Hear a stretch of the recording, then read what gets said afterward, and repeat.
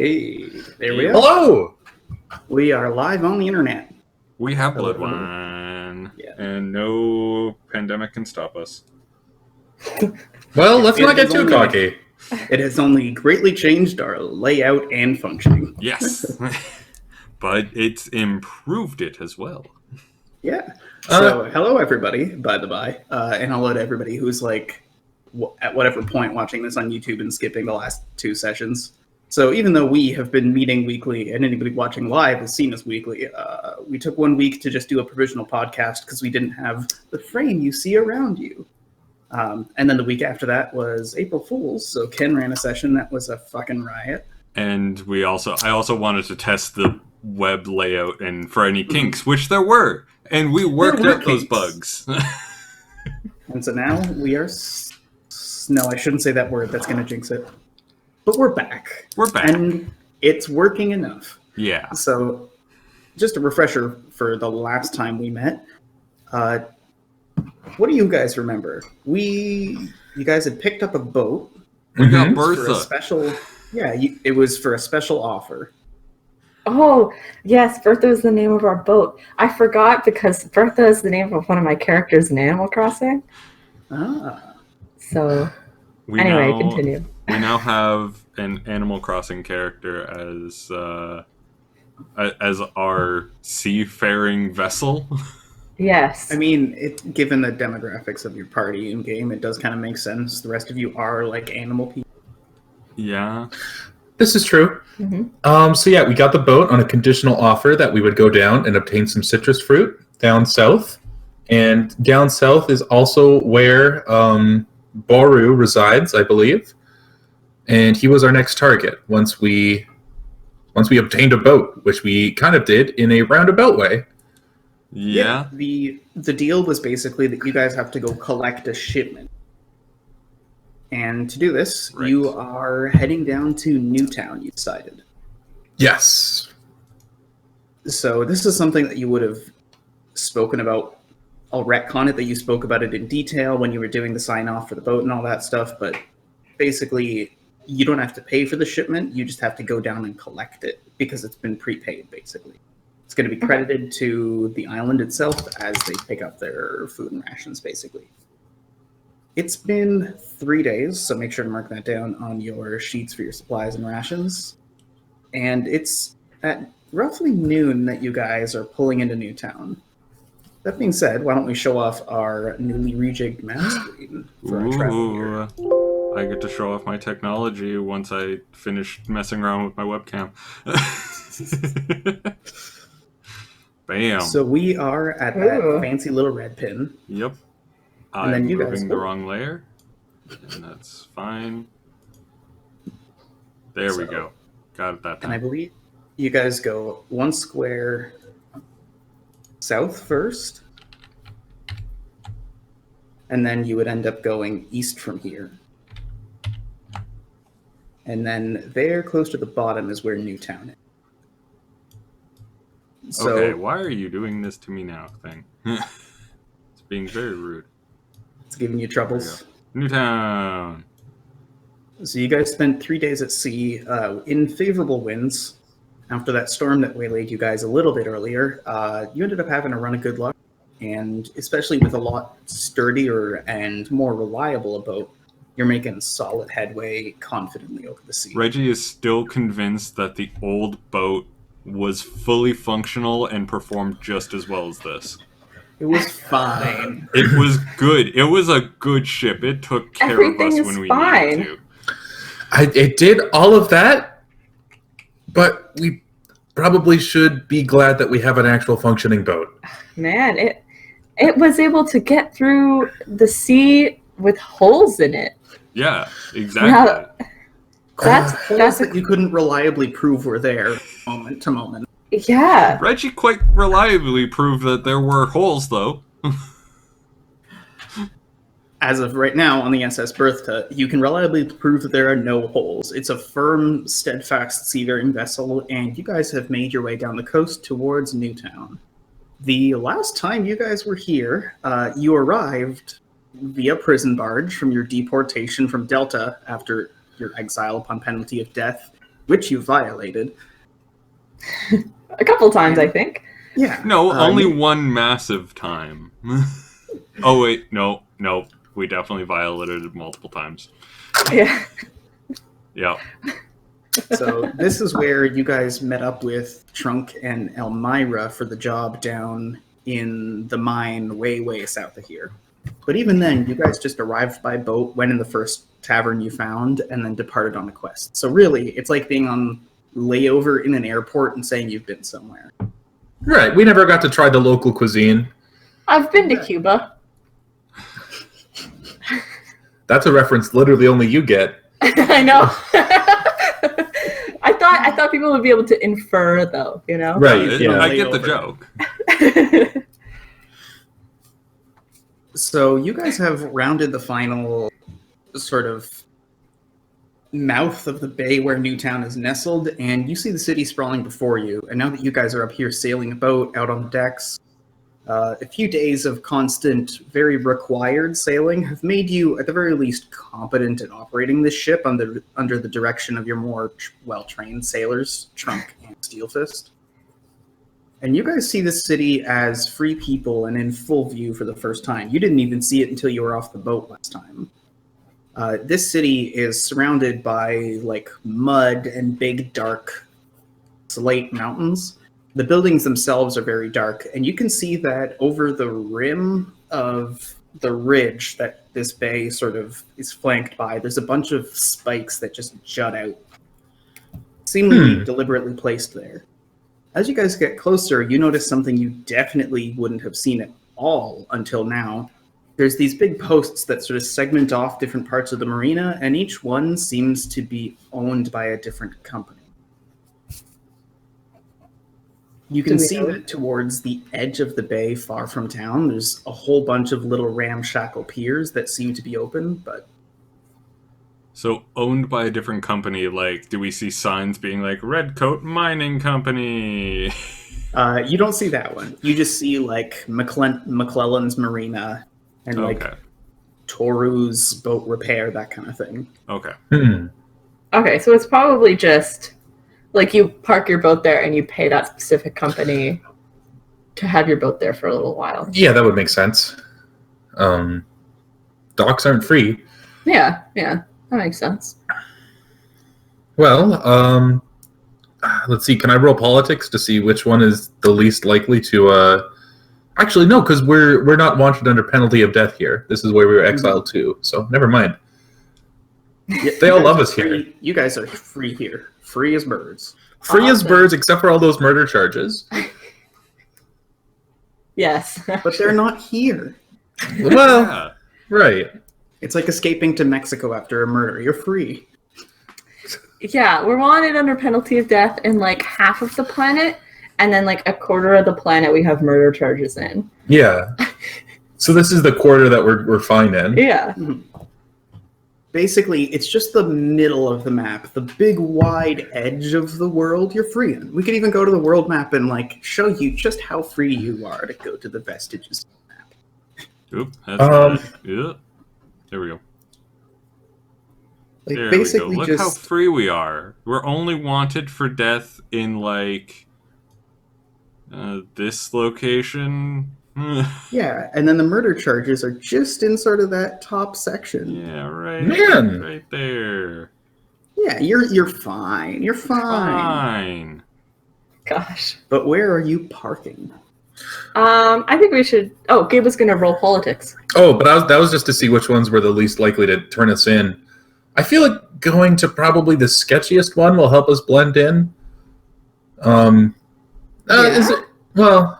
we're sort of ruffian. I think we should go to the busiest one. Yeah, I guess that's what I was trying to say.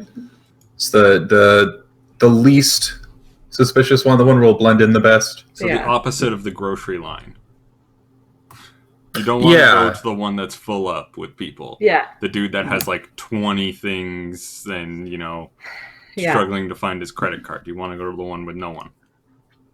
So you guys are going to an empty marina with a lot of space, or a big fancy specifically where most travelers are likely to go to?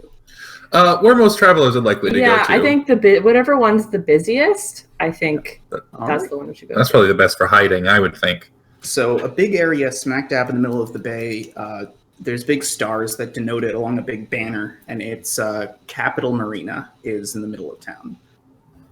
You head on through, and there's some people who sort of look at, while they're directing other ships, you guys are waiting, there's almost like a look of bewilderment on them. You can see some people running back and forth on the decks, and before long, they do gesture you in. That being said, they gesture you very, very close to what looks like the Marina Harbor Master's office. Okay. I look up to see if we're flying like a pirate's flag or anything. Nope. Okay. Okay. So by the time you guys are brought in and you've secured your ropes and you lay down the gangplank, there's a couple of people there waiting for you. They don't seem to be like guards or anything. They're armed. Just about everybody is here. They don't have like their weapons drawn. Like. Yeah, they look more like officials. Okay.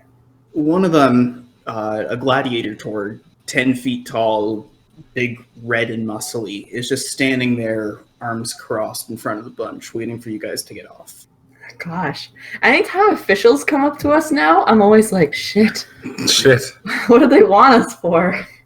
What did we do this time? Now, did we crash into the dock? I kind of look at Vesta expectantly, like. Yeah, I mean, I'll walk off first. All right. Explain to them that we're here to pick up a shipment. All right. So you walk up to this group. Is everybody getting off at once? Or are you leaving people on the ship? Well, we have like a group of like 15. I don't think we're all gonna get off at once. I'm coming off of Vesta, but Everybody Vesta's doing the stand on docking. gangplank at once. Yeah. Maybe me and Henny will come off to just talk to people too. You know. All right. So Henny and Vesta walk off the gang.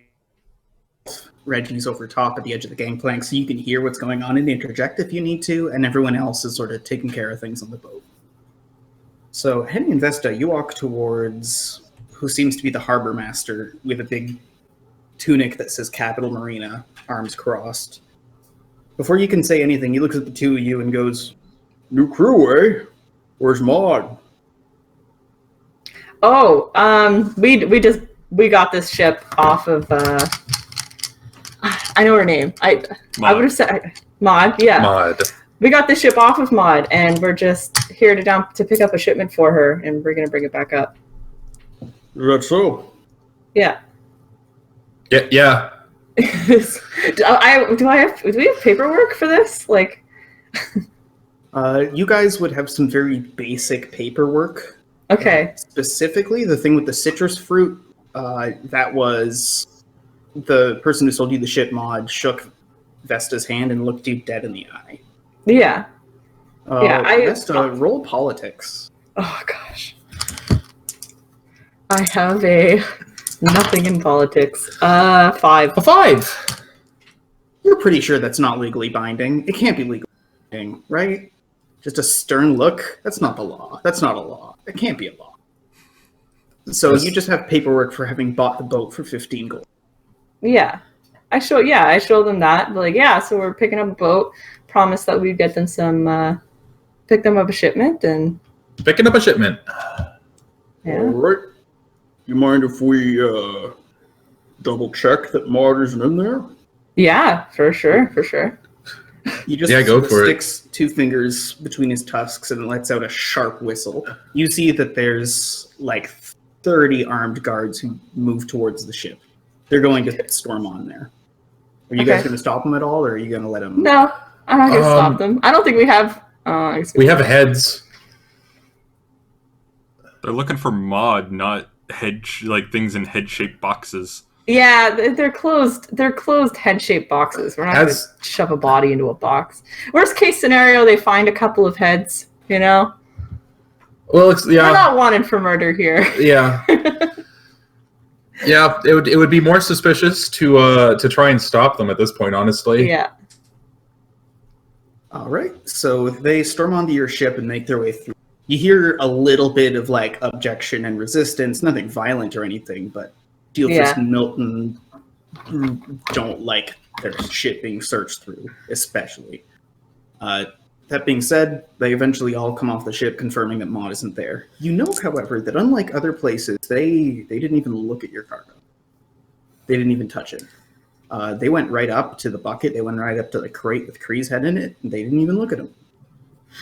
Wow. Nice. That's nice That's for once. That's either really nice or they already know that there's a head in there. Yeah.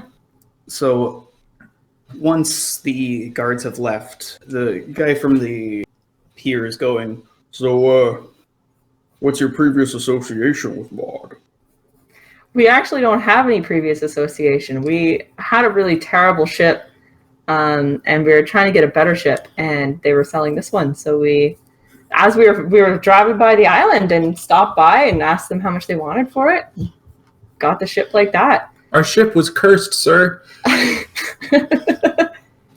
Well, it makes sense to want to get rid of a cursed ship. When you say that, like, the guy genuinely just says that, like it's a completely normal and feasible thing to say. Just of course. Of course you would want to get rid of a cursed ship. Like, why would you Yeah. think that? Yeah. It seems perfectly reasonable. And he looks at all of you and he lets down his sort of arms, and you can see he almost seems to like shrink half a foot as like the pomp and circumstance deflates a little, and he goes, "Oh, well, come on into my office. I'll make you some. What do you drink? Coffee? I'll get you some stuff. Yeah, for sure. Thank you. Yeah, We sure. got a conversation to have." Okay. Sounds good. I roll social understanding. Is this going to be a Well, what scary you got? conversation?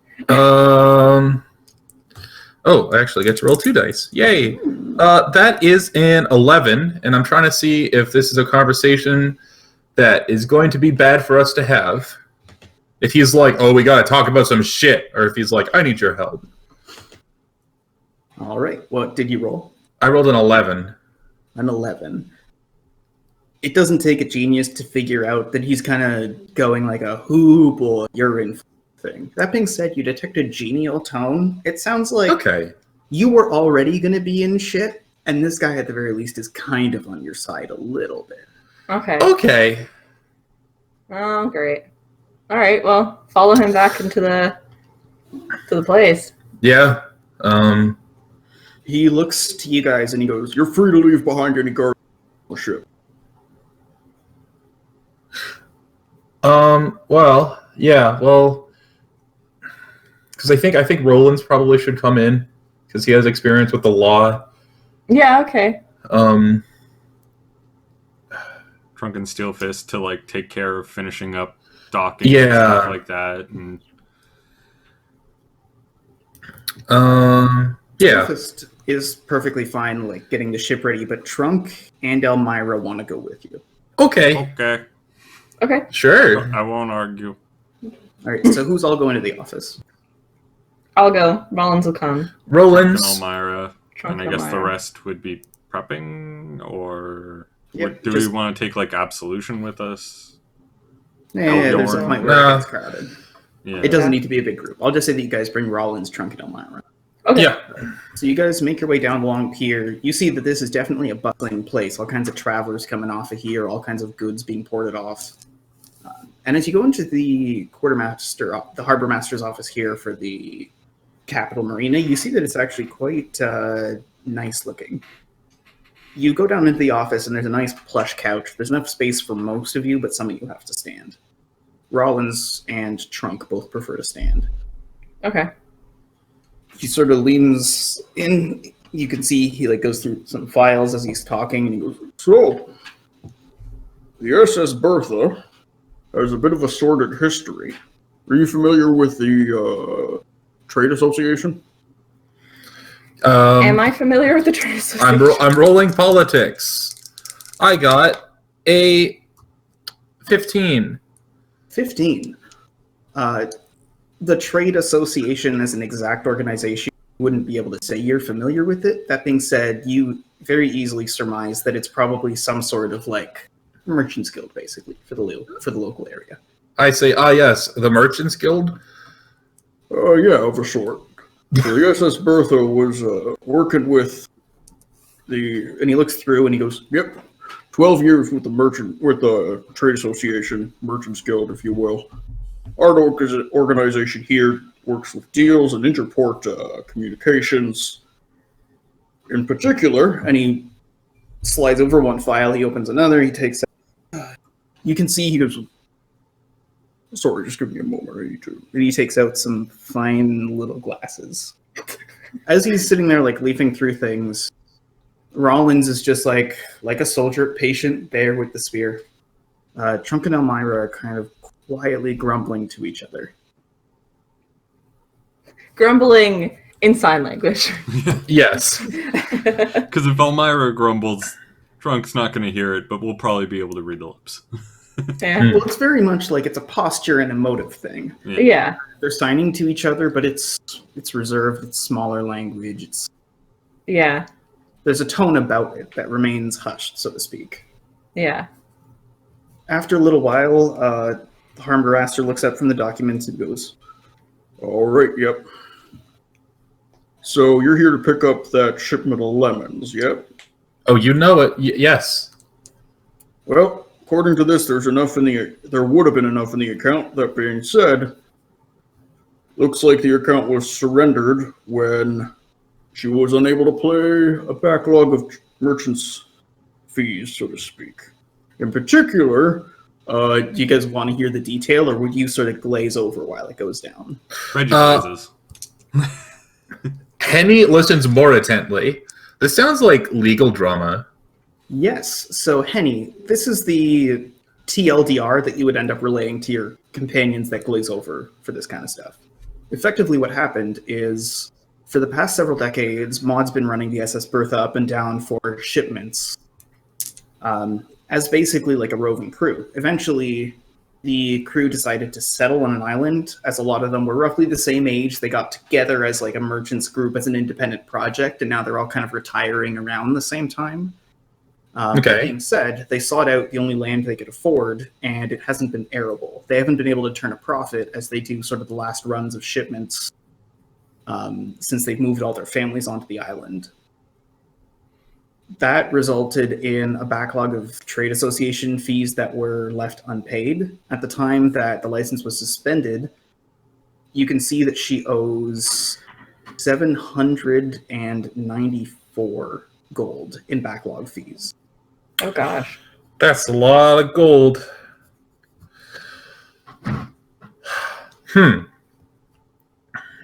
Now, effectively, there's two ways that this can be done. You can't just take the shipment and ship it over there. Even if you were part of the trade association, she isn't. So she's barred from all of this stuff. It has to be cash for this shipment. And I figure that you guys don't have that kind of cash. No. Well, actually, no, I don't. Not me.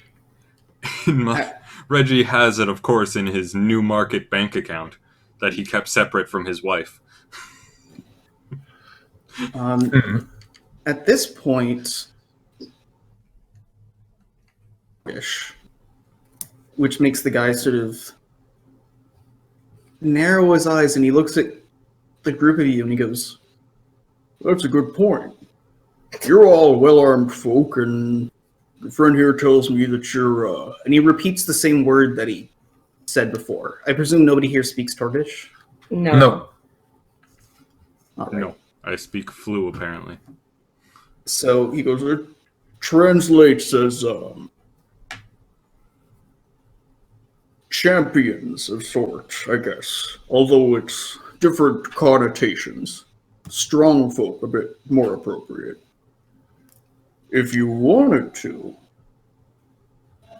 even though this would be the shit normally, you might have an opportunity if you like a bit of a tumble. Well, Sure. Maud did look you pretty hard in the eye. So I don't think we can continue on our merry way without that shipment. I look at Reggie and say, You up for a tumble, big guy? Always. All right. Yeah, sounds like a deal, sir. What kind of tumble are we talking about? Well, there's a gang of raiders that's been attacking some of the nearby land caravan areas. They go by the name of, and he takes out a clipboard, the Scream Eaters. Okay. So they just eat air? It's probably a metaphor, Reginald. I don't. Well, I wouldn't have. I've heard about those. Sorry. Making a lot of... Jesus, what the... There's some sort of disembodied... Ghost dice! Ghost check! Okay, I think I'm good. Go shit. So basically all he knows is that this is like one of the biggest contracts out there right now. It's for a group of your size and stature, and it pays big. That being said, if you want more details, you're going to have to basically see the militia commander for Newtown. He's in charge of actually like giving out these contracts and briefing parties on what's going to be going down. Okay. Sure. Let's go talk to the militia commander, I guess. That sounds like a good plan. Before you go, And the harbor master waves at you guys. He goes, if you agree to take this on and you report back to us, we can start loading that shipment, get it all bought and paid for. Thing is, you'd be... and he looks through and he goes, Now, what was that number again I gave you? 794. 794, right. 794 gold. Thing is, the shipment is 800 golden lemons. So you have two options here. You can pay off the debt and come out with, and he goes, 6 gold each, if you don't tell the others. And pay off those debts. As much as I don't like Maud, she can get back in the association. She is free too. Or, Maud stays out, you buy those lemons, and start making a profit off of them. That could be a good way to get yourself in the butter. Especially if you got a newfound ship and all. We promised to bring her the shipment. We did promise to bring her the shipment, and I don't know if we want to risk anything else going wrong. Mm-hmm. But this is sort of a decision that we can make perhaps after we've come out of whatever tangle alive with the Scream Eaters. all right. I think we should stick with the shipment. Not pay off the debt, I guess, because... Well, you have more than enough time to think about it. All it is the cash in hand. Once Okay. we've got it, then we can work all that out. Okay. Till then, given the extenuating circumstances and the fact that this has really been a lucky go, you guys have a week here on me. Oh, well, that's very kind of you. Otherwise, welcome to the Freeland, strangers. Awesome. Thank you. And he All looks right. at Trunk and Elmira and goes, Welcome back, soldiers. Yeah, I guess they've been here before.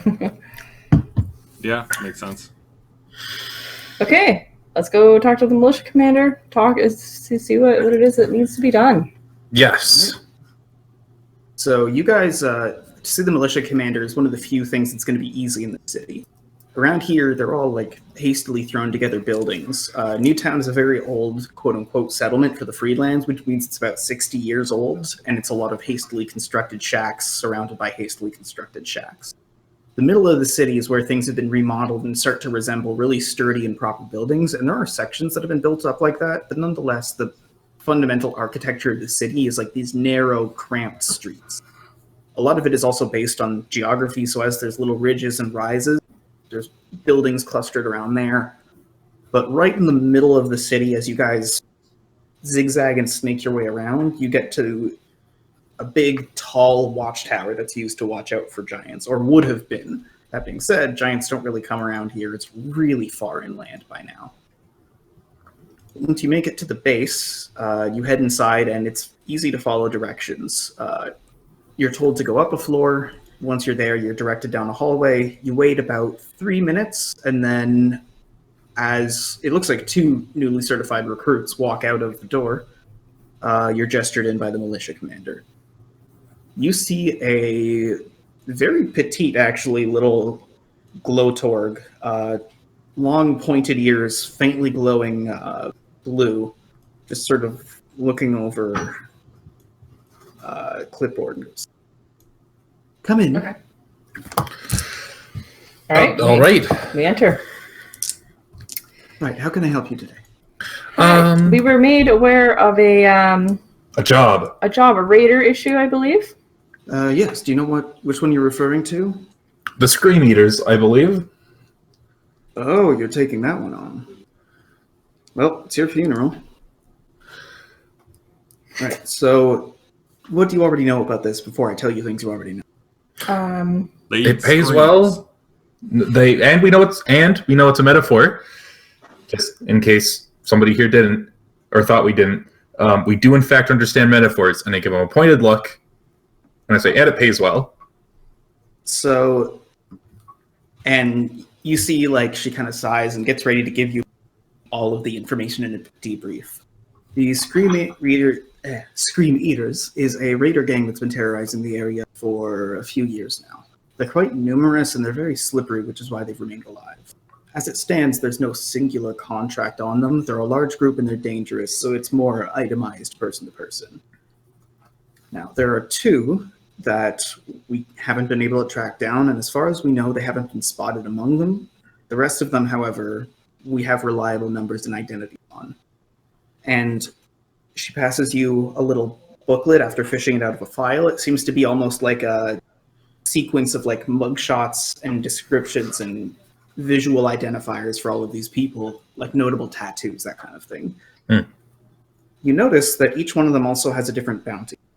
Of the ones that are available, there's a 250 gold bounty on the leader. There's a 100 gold bounty on the 2 lieutenants each. There's a 50 gold bounty on 5 of them. You just note that it's for aggravated warrants, whatever that means, and it's 50 gold each. And then there's another 9 that are for 20 gold each, that are just for association with the gang. Dead or alive. What you know about these people, after the debrief, it goes into explicit detail about location, like raid patterns, that sort of thing. You know that they don't all go out at once. The raid groups are smaller, and these aren't bandits who slow people down and try to rob them. These aren't highwaymen who will like try and get a toll from people. These are raiders. They ride in hard, they kill everyone, and they take everything. That's their MO. They're called Scream Eaters for some very gruesome reports from the few people who have gotten out alive. They have a habit of using kidnapped people basically to kick off their raids in different ambush locations. It's a lot of like shock value kind of stuff. You hear grim reports from people, and all of the people who are for 50 gold instead of 20, they're all just soldiers. It's just the 50 gold ones have a very long rap sheet. Okay. How much gold do we need? Do we need like 800? We need 794 to pay off the debt. How much do we need for the shipment? Okay, my understanding is that the 794 clears her debt, and then we can use their credit to pay for the shipment. Otherwise, we're going to have to pay for the shipment out of pocket, and the shipment is 800 gold. Yeah. Either way, you guys walk out of here with a bunch. That being said, one option involves, what was I going to say? One option involves you guys basically just buying a bunch of lemons and selling them back, hypothetically. The other one involves you guys, like, just being people with a boat and finishing this quest and being on your way.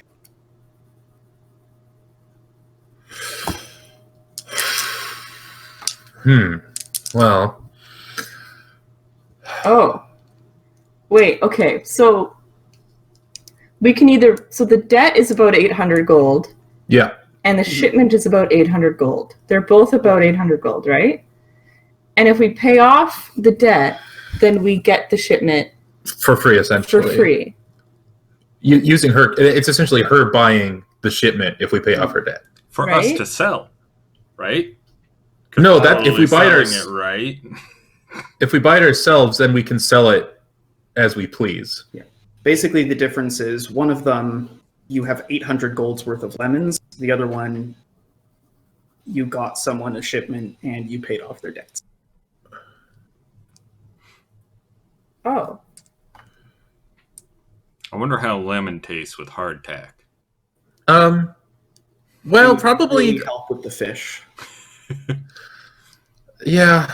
I'm going to give you guys a moment to think about this. Let's see.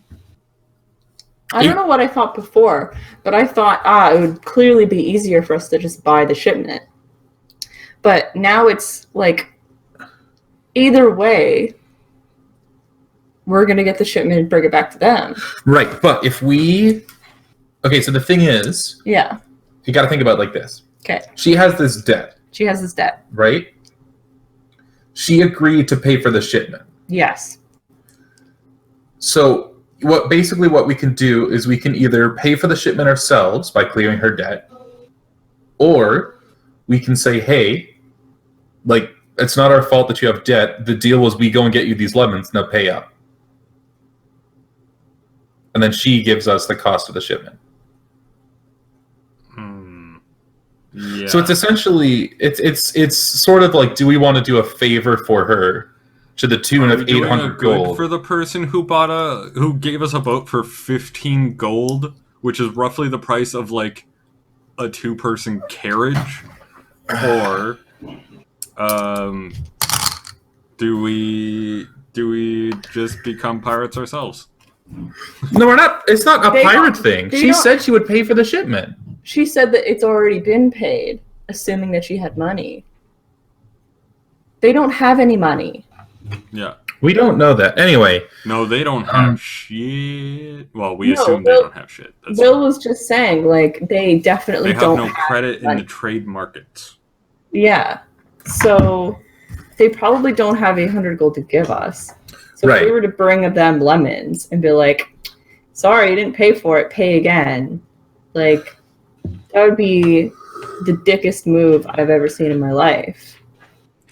More of a dick move than like baiting a dude into a room alone only to cut his head off, put it in a box, and then put him to sleep for all eternity. Reggie, you say that as you're flitting through this pamphlet and you guys are by the boat getting your options. When you notice something, of the 2 people who are missing, like whose locations can't be determined, they're both people who were in like the crowd of people that were hunting you. One of them is Chet. The other one's someone you never met personally by the name of Marquis Penny in Hammerhold when you guys escaped. Wait, sorry, say that again. The Chet and Marquis are where? They're the 2 bounties that couldn't be located. Oh. So future bounties. Chet keeps coming back. Man. Yeah, we'll find Chet again. He'll come to us. Oh, we'll find him. Oh, that's your sheet. He does seem to have a particular attraction to you, Vesta, so I don't know, maybe he'll just be drawn to you at some point. Myra just sort of like looks at Reggie as he says that, and like she just gives you a glare and is like, come on, we're not playing that card. Star-crossed lovers, I don't know. Anyway, I think we should just continue on. I think we should just continue on. Find the ones whose locations we do know about. Now, remind me, Reggie, are you the sort that writes love stories or not? Hey, I write stories, but this is reality. Come on, Hanny. I expected you of all people to know the difference. I don't know why you would. Okay, so here's my thoughts. I think just from a simple pragmatic standpoint, they're not going to have money for us. No. Not even remotely. No, I think we should pay off their debt and bring them the lemons as we promised. Or we could go to another point. another port with the lemons. Just saying. I was going to say, I think we should buy the lemons and then go back and negotiate with her a bit. Because we don't know if she has money or not. If she does have money, maybe she'll, not 800, but like maybe she'll pay a little bit. And if she says no, then it's like, oh, okay, have the lemons. Or we could pay off the debt, give her the lemons, and then we have an ally. Mm. We'd be getting an ally in the. We do need those. Okay. Yeah. It would be nice to have a place where maybe people don't want us dead. We don't have a lot of people who admittedly. really like us. Admittedly, yeah. Yeah, let's just add another island that we're wanted on. It's fine. Yeah. The question What's is, one more? how are you going to feel when you're between the moment when you've been paid for the gig, assuming you guys play, and you have like a few hundred gold just sitting there in your pockets before you go in that door and have to decide what to do? Because you're forgetting the additional scumbag option, which is Take to 800 do gold this and we got a gig, pirate get ship. 800 gold, and then leave without lemons on your merry way. Yeah. Cold hard I feel like this girl has strong allies. Not anymore, apparently. Got none here. Well, this is just with the trading company. She seems like the type to have allies in other places. Hang on a second. It's going to go mute real quick. Oh, we can hear you. Yeah, he is not mute. He, however, is frozen. So I guess now he's mute. That's a kind of mute. There's that, yeah. Crashing completely is a kind of mute. It's a special magic kind of special mute. Yeah. I'm just waiting for his camera to turn off and the entire layout to go completely bork. We're ready for the gore. We're prepped. It's going to be braced. beautiful. The Now, thing is, how long do you I'm think I having can my keep super being- unhealthy, very late at night coffee, and it's slightly too cold. And I was gonna use this moment to go and reheat it for like 30 seconds, but like, what am I supposed to do? We gotta have a repartee. Yeah. Repartee is like the whole point of this entire thing. I mean, I can ramble on for hours. I do it every week, every Monday, here at twitch.tv/Mr. Cronin. What do we do? Quick plug. See, the additional difficulty is we can't just sit here and plan assuming that they're hearing, because we have no crashed. Actually, it's just a frozen camera and a mute that can hear everything we say. Yeah, I'm assuming the cable that Gabe had electrical taped earlier had come a little bit loose. Good old Bloodwine jank.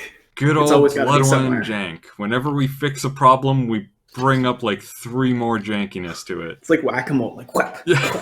whip. It's gonna be beautiful. Yeah. So I hear that you rage quit. I didn't rage quit.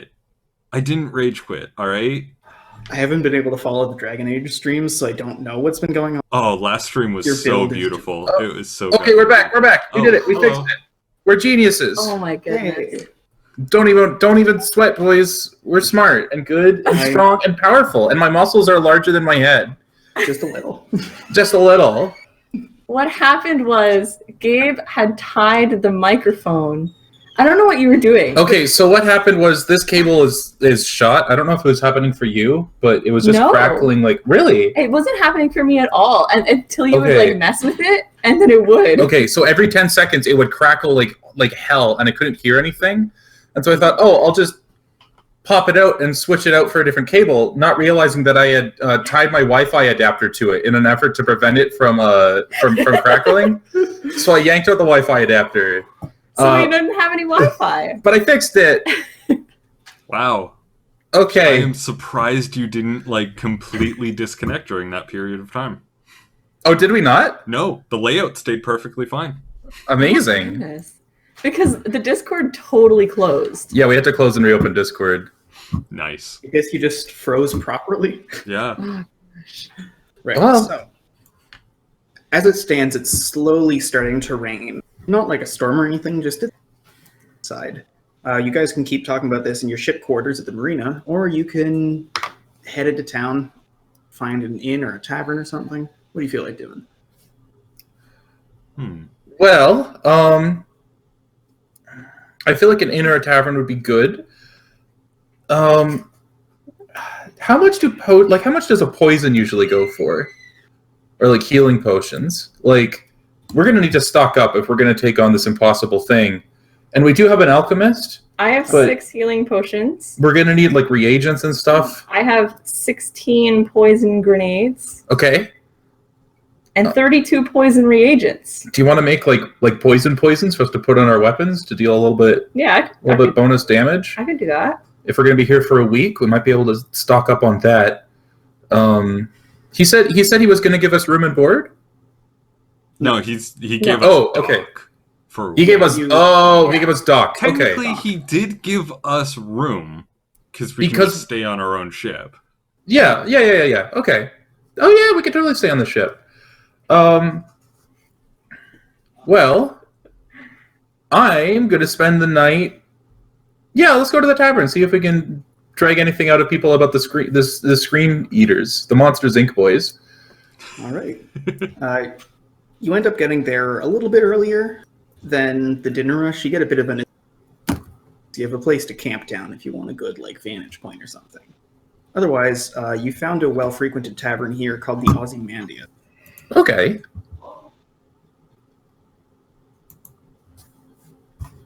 So you guys are sitting down.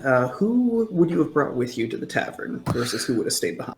I feel like I definitely would have brought Steel Fist because I feel like if you're going to a tavern, Steel Fist is a pretty good friend to have. And Elbjorn. And Elbjorn, because Because if there's a man Elbjorn who would can... not pass up an opportunity to go to a tavern. Absolutely. Red's gonna come too then. Okay. So the 6 of you guys end up heading down to sit down and scope things out. Elbjorn heads up to grab a drink. Steelfist does this. Meanwhile, you guys are sat down. Where would you be in the tavern? It's your standard kind of big square place, bar on the far end, bunch of tables. There's a mezzanine over top with a staircase. So there's shady sides and corners with booths, or you could be with a table in the open space. There's a few tables up in the mezzanine too. You can see a number of doors where people would be staying in the inn room. I'd be curious to try the mezzanine. I never get to try mezzanines. Yeah, They sure. Let's go up to the They don't mezzanine. usually allow for, people of my size, but given the locals, I think I'd be fine. Oh, okay. Yeah, if anything, you're having a great time, Reggie. You can stand full tall. You're wide enough to just walk through the doors. You can pass people going straight forward through a door. It's great. As you walk up these stairways, it's one of the few times in your life you've ever walked up a staircase and not heard these are thick boards and you feel sturdy. I'm loving it. This is Six what of it you feels guys like to be you guys. Up to a couple of tables that you push together kind of crowdedly near the front side of the tavern. Here you can see just out of the window towards where people would be walking in and out, and you have a good vantage point over everything. Now that you've sat down, Elbjorn and Steelfist head back up with some drinks. All right. I'm looking to see. I guess we're kind of here early, eh? Is there other people in this tavern? There's a few. It looks like just local workers, eating food right after coming off the docks or what have you. That being said, it's just before the dinner rush still. Well, I sort of had this big plan of coming in here and asking some questions, but you're better in these situations, Vesta. I'm just going to go up and say, "So, scream eaters, eh?" What? Why? Why would I you was go up and confused. say that? That's terrible. What? I'm confused as to why we're in a tavern. To try and get some information on these scream eaters, to see if anybody knows Don't anything we about have it. it? Steelfist leans in with Henny. No. Street it, People you are cut out telling their the real truth. You cut out Test. hard on that one. Test. Yeah. Test. Okay. Steelfist leans in and he goes, "No, listen, you gotta talk to the people on the street. You gotta learn the truth about what they're saying." Okay. At that point, Red sort of just sits there and goes, I don't know. I mean, I think we should be planning things out. We should be looking at the local geography, maybe seeing if we can find where they're camped out, because that could give us an advantage here. Well, I mean, Do we even know where they are? Like, geography-wise? And then Red sort of just goes, exactly. No, we're getting to the geography this part of the information gathering was for. Yeah, this part right now is to try and figure out, sort of bits and pieces of, sort of the local legends and all that, and then from there we can start planning a better assault plan. When you say that, Elbjorn sort of narrows his eyes and these are dangerous people. We got to know how they kill, and I think we gotta fight dirty. Jump on. Maybe sometime near dawn or something. No doubt about that. I think the poison's the right idea, though. We want to get the edge, and we want to strike them hard and fast, I think. Oh, absolutely. And it's like we're going to have lots of time to plan. I mean, Vesta is very good at alchemy, but even these things take time.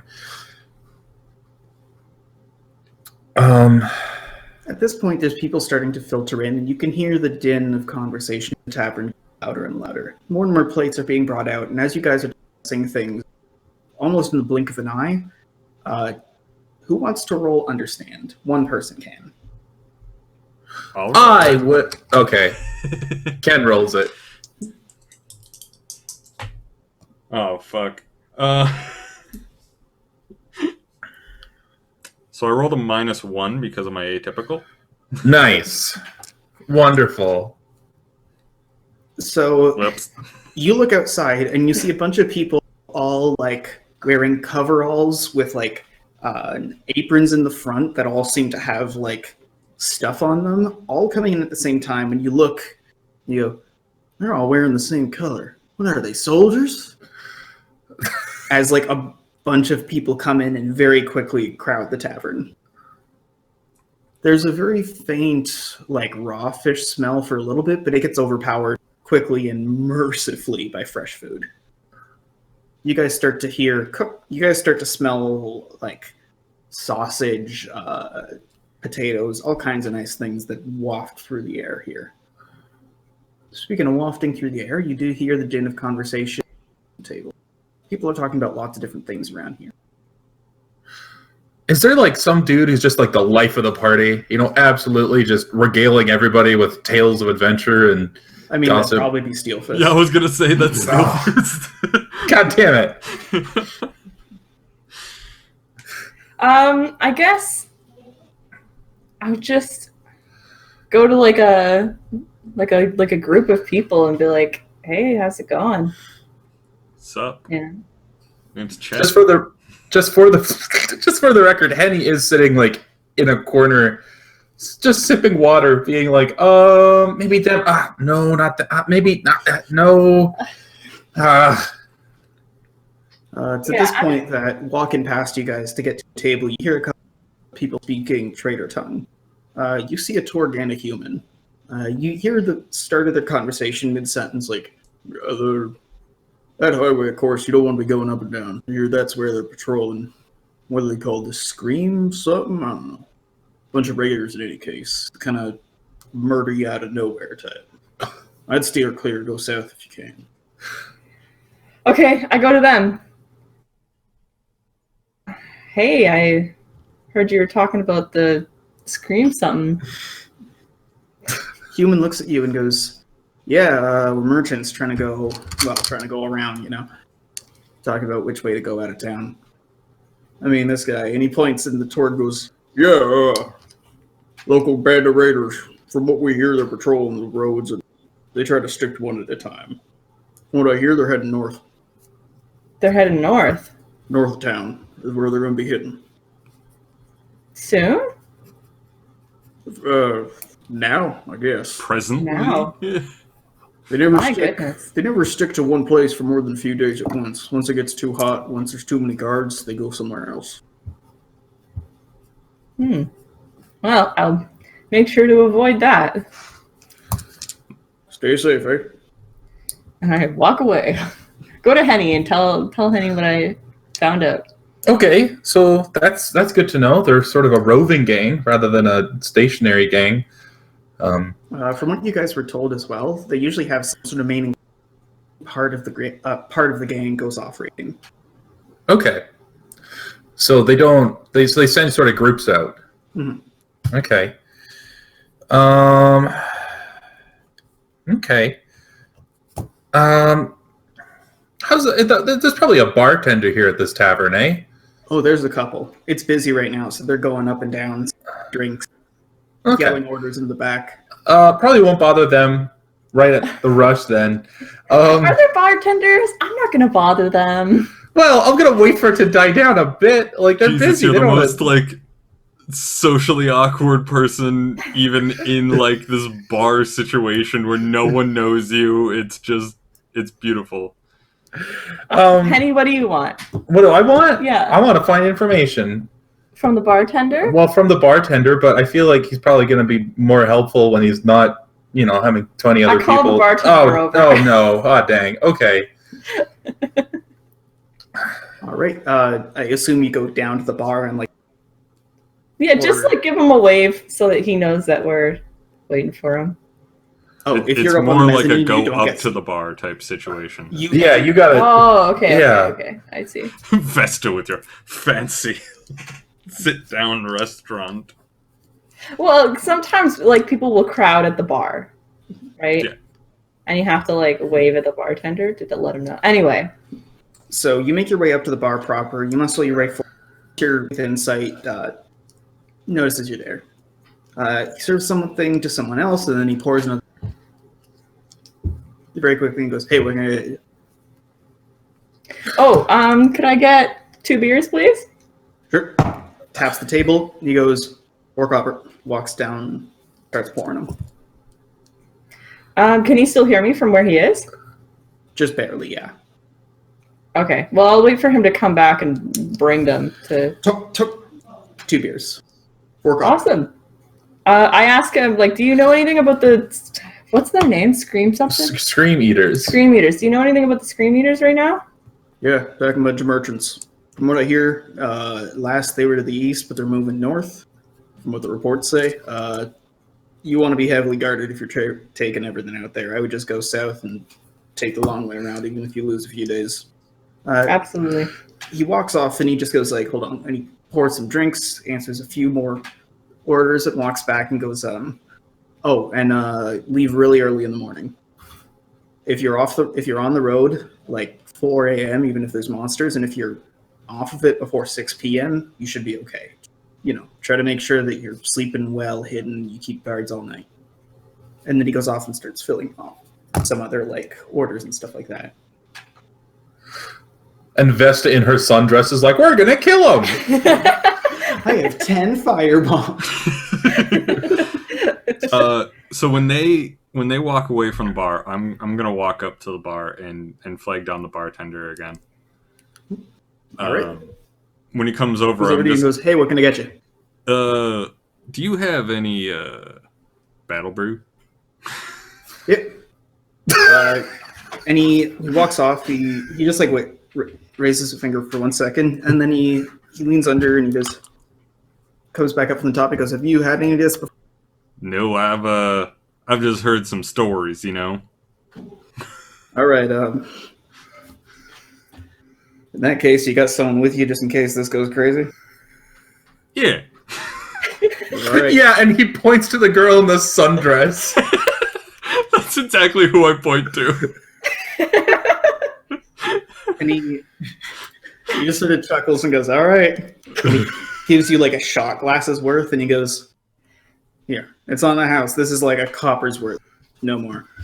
Oh, I wasn't saying this for now. I was just gonna save it for later. Traveling around here, figure it might be a little bit nice. He's gone to like fill a couple more orders, and then he hears you say that, and when he comes back, he goes, "Oh, I wouldn't want your first time to be out in the wilds. A dangerous moment."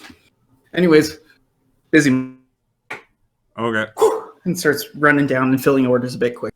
I'll put down a copper because I only have 1 copper, and he said it was a copper's worth. He said no charge. I know, but I'll put down a copper. And then I will take my shot glass with me. All right. I'll give you guys a moment once you get back to the talking as I go off camera. You got a shot's worth of Battle Brew? I have a shot's worth of Battle Brew. I 100% didn't drink it. I'm not drinking it. I'm like putting it in a flask. Okay. Well, okay. Yeah. I got Battle Brew. Okay, so from the sounds of things, it sounds like they send out groups of people to attack. Did he said they come out at night? After 6 p.m. usually, yeah. They like to attack at night. Okay. So we could try and figure out where they all are, or we could try and pick them off in groups, thin their numbers a bit.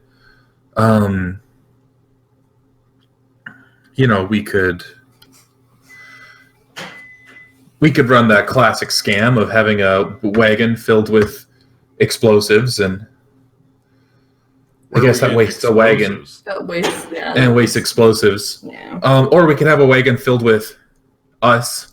Filled with a Reggie. Filled with one singular Reggie, sort of a wagon of Tortuga Kick-Ass. Yeah. Holding a firebomb. Holding a firebomb. Holding 10 firebombs. Holding one I only have 9, so... You're gonna have to outsource one of them. Yeah. Ooh, good point though. How much wilding salt do you have? I have 1.7 pounds of wilding salt. Goodness. Oh, that's beautiful. Okay, well, now, dare I even ask what happens if you combine Battle Brew and Wilding Salt? I don't think you want to be consuming wilding salt. You should ask Will that, though. Yeah. Probably not. Will. Hey, Will. Will, question. What if I were to take some of Vesta's wilding salt with my Torgish Battle Brew? Are you doing it? No. No. I said when you left that I poured the Battle Brew into a flask. Got it. Okay. So you have a new cup of battle. Yes. All right. Have you guys But come theoretically, Will, what would could you consume wilding salt, or would that just blow you up? You don't know what it would do. Now, there's a difference between could and should. As an alchemist, Vesta, you are absolutely certain that if you put the wilding salt into the British Battle Brew and brewed it properly, you could ingest it. The should, though. Goodness. So I'm do you have any almost plans, or are you- curious. I'm almost like suggesting it to Reggie. You guys Like, don't know well- about my Battle Brew. I kept that Oh, from okay, you guys. okay. You don't know about my Battle Brew. Never mind. then. Okay. So, All you what know we is figured that out... I got a little something for later. That's what I come back saying. A little something for later. Oh, that's a little too much information, Reggie. Okay, so what I'm thinking right now is we know that they sort of attack, they like to send out groups, and we know around what time and where they're going. I feel like we're going to need a little more time to prepare, and they'll probably have moved on by then. But sort of my thoughts right now is we can probably set up, a juicy ambush, and then have it be an actual surprise counter ambush with a Reginald and a Steel Fist, and a Trunk and an Elmira and a whole bunch of vicious bloodthirsty maybe is strong, but a bunch of mercenaries, hardened blood drinker killers hiding in the back of the wagon, and then when they jump us, we counter jump them. Element of surprise, bing bang boom. But you do know that their element of surprise is to run up and kill everyone before looking in the cart, right? Right, but what I'm saying is if you see, there's people running to kill us, we run at them, like they won't be expecting it. I mean, because the alternative is we just storm up to the base and just start ransacking. Like, maybe we want to thin out some of their numbers first. We don't know where their base is. Again, we don't know where their base is. Maybe we can get some information. Potentially find their base or find their, group that they sent out a raiding and attack them. Elbjorn and Red almost fluidly. Elbjorn starts. Well, presuming one of them's alive, they're gonna go and alert their friends that, and then Red continues with the point, goes that the rest of them are dead, and we can track them back. That's true. If we do fend off an attack from them, then we can just follow the last one back. Yeah, I'm just thinking it's probably going to be going to need a little bit of discretion if we're going to come out of this alive. It sounds like they're highly trained, and I don't think that just walking up around the woods looking for them is going to lead anywhere pleasant. Absolutely. Where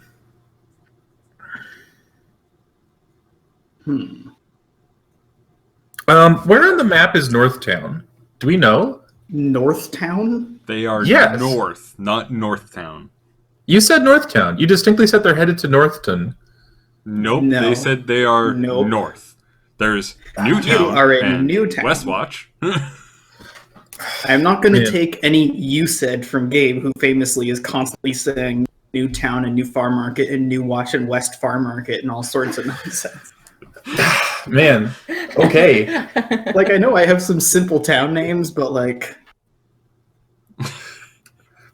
I'm going to roll the... We have this recorded. I'm going to roll the tapes back here. And You roll that tape back because I don't agree Okay. with what you said.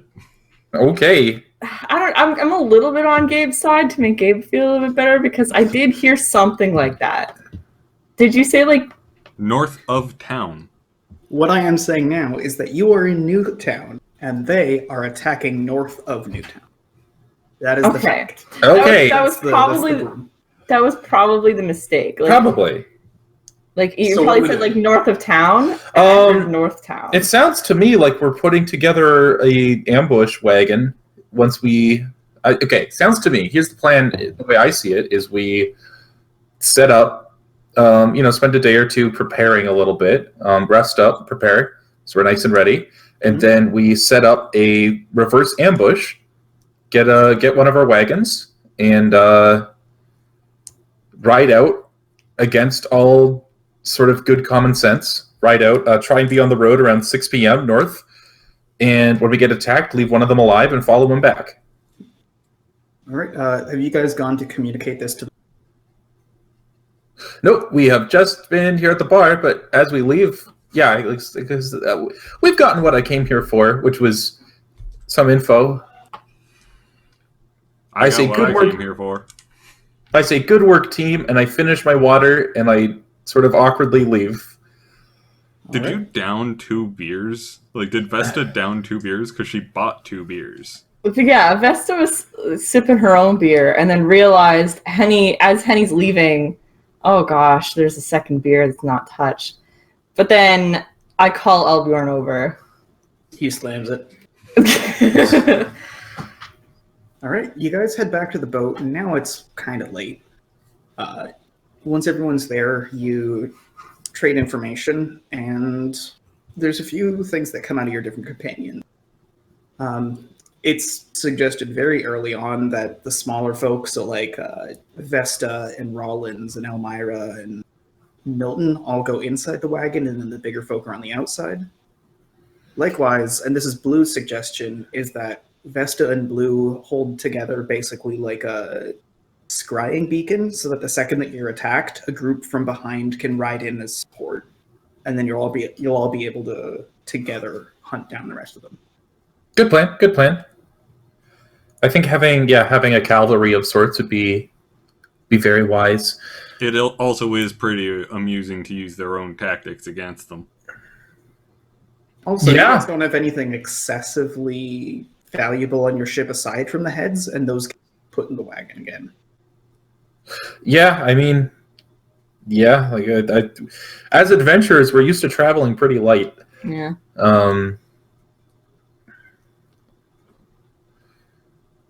That would be absolutely... Are we going to take a day to prepare, or are we going right away? Well, I would like to take a day to prepare, just because, I'm still out of game. I am in tired, and I would like to be at least in ready before... I think taking a day to prepare is a good idea. Okay. It also gives you a chance to brew, whatever you need to brew. It gives us a chance to stock up on weapons or anything, and it gives us a chance to I don't know, dick around in town. In that case, you guys have headed back to your ship. You've gotten enough sleep, and you're in a safe port in a busy city, so you don't need to worry about setting watch or anything. And so it's dawn by the time you guys are waking up at your accustomed time, a bit earlier than everyone else. And you have until 6 p.m. to get things going. Perfect. So, let's prepare. Okay, first thing, how much do I heal from sleep? Well, presumably you're warm, you have shelter, you got enough hours, so that's enough. Does that apply for everyone? Oh, It should. I'm ready, so. I'm in ready too. Okay. So then, Henny gains 16. Woohoo! How you doing now? I'm doing very good. That brings me up to a hundo. All right. I'm gonna do some training because I gotta get my weapon training and do some exercise and all that kind of stuff. I'm gonna do alchemy all day. I'm gonna train with you. Vesta's training, or sorry, Henny's training. Yes, I'm training with Reginald. Basically, working out the cobwebs from the boat not being able to spar and stuff like that. All right. Trunk, Elmira, and Red want to spend the day scouting out, see if they can find any other leads during the time that they're supposed to be like asleep and stuff. Okay. Okay. All right. They leave the group, but everyone else is sticking around and prepping things. Blue is preparing that two-way scrying thing, Okay. or like the scrying beacon rather, Yeah. and everyone else is weapon practice with Reggie. Speaking of which, Reggie, are you leading this? Like Sure. this weapon practice session? Sure, I guess I'm the most qualified. All right, in that case, we'll do this time chunk by time chunk. So through to the early morning, I believe, Vesta, you're brewing poisons and such. Yeah, poisons to put on weapons. Swing. Do you have the numbers for that, or do you want me to find them? I don't have the numbers for that. Okay.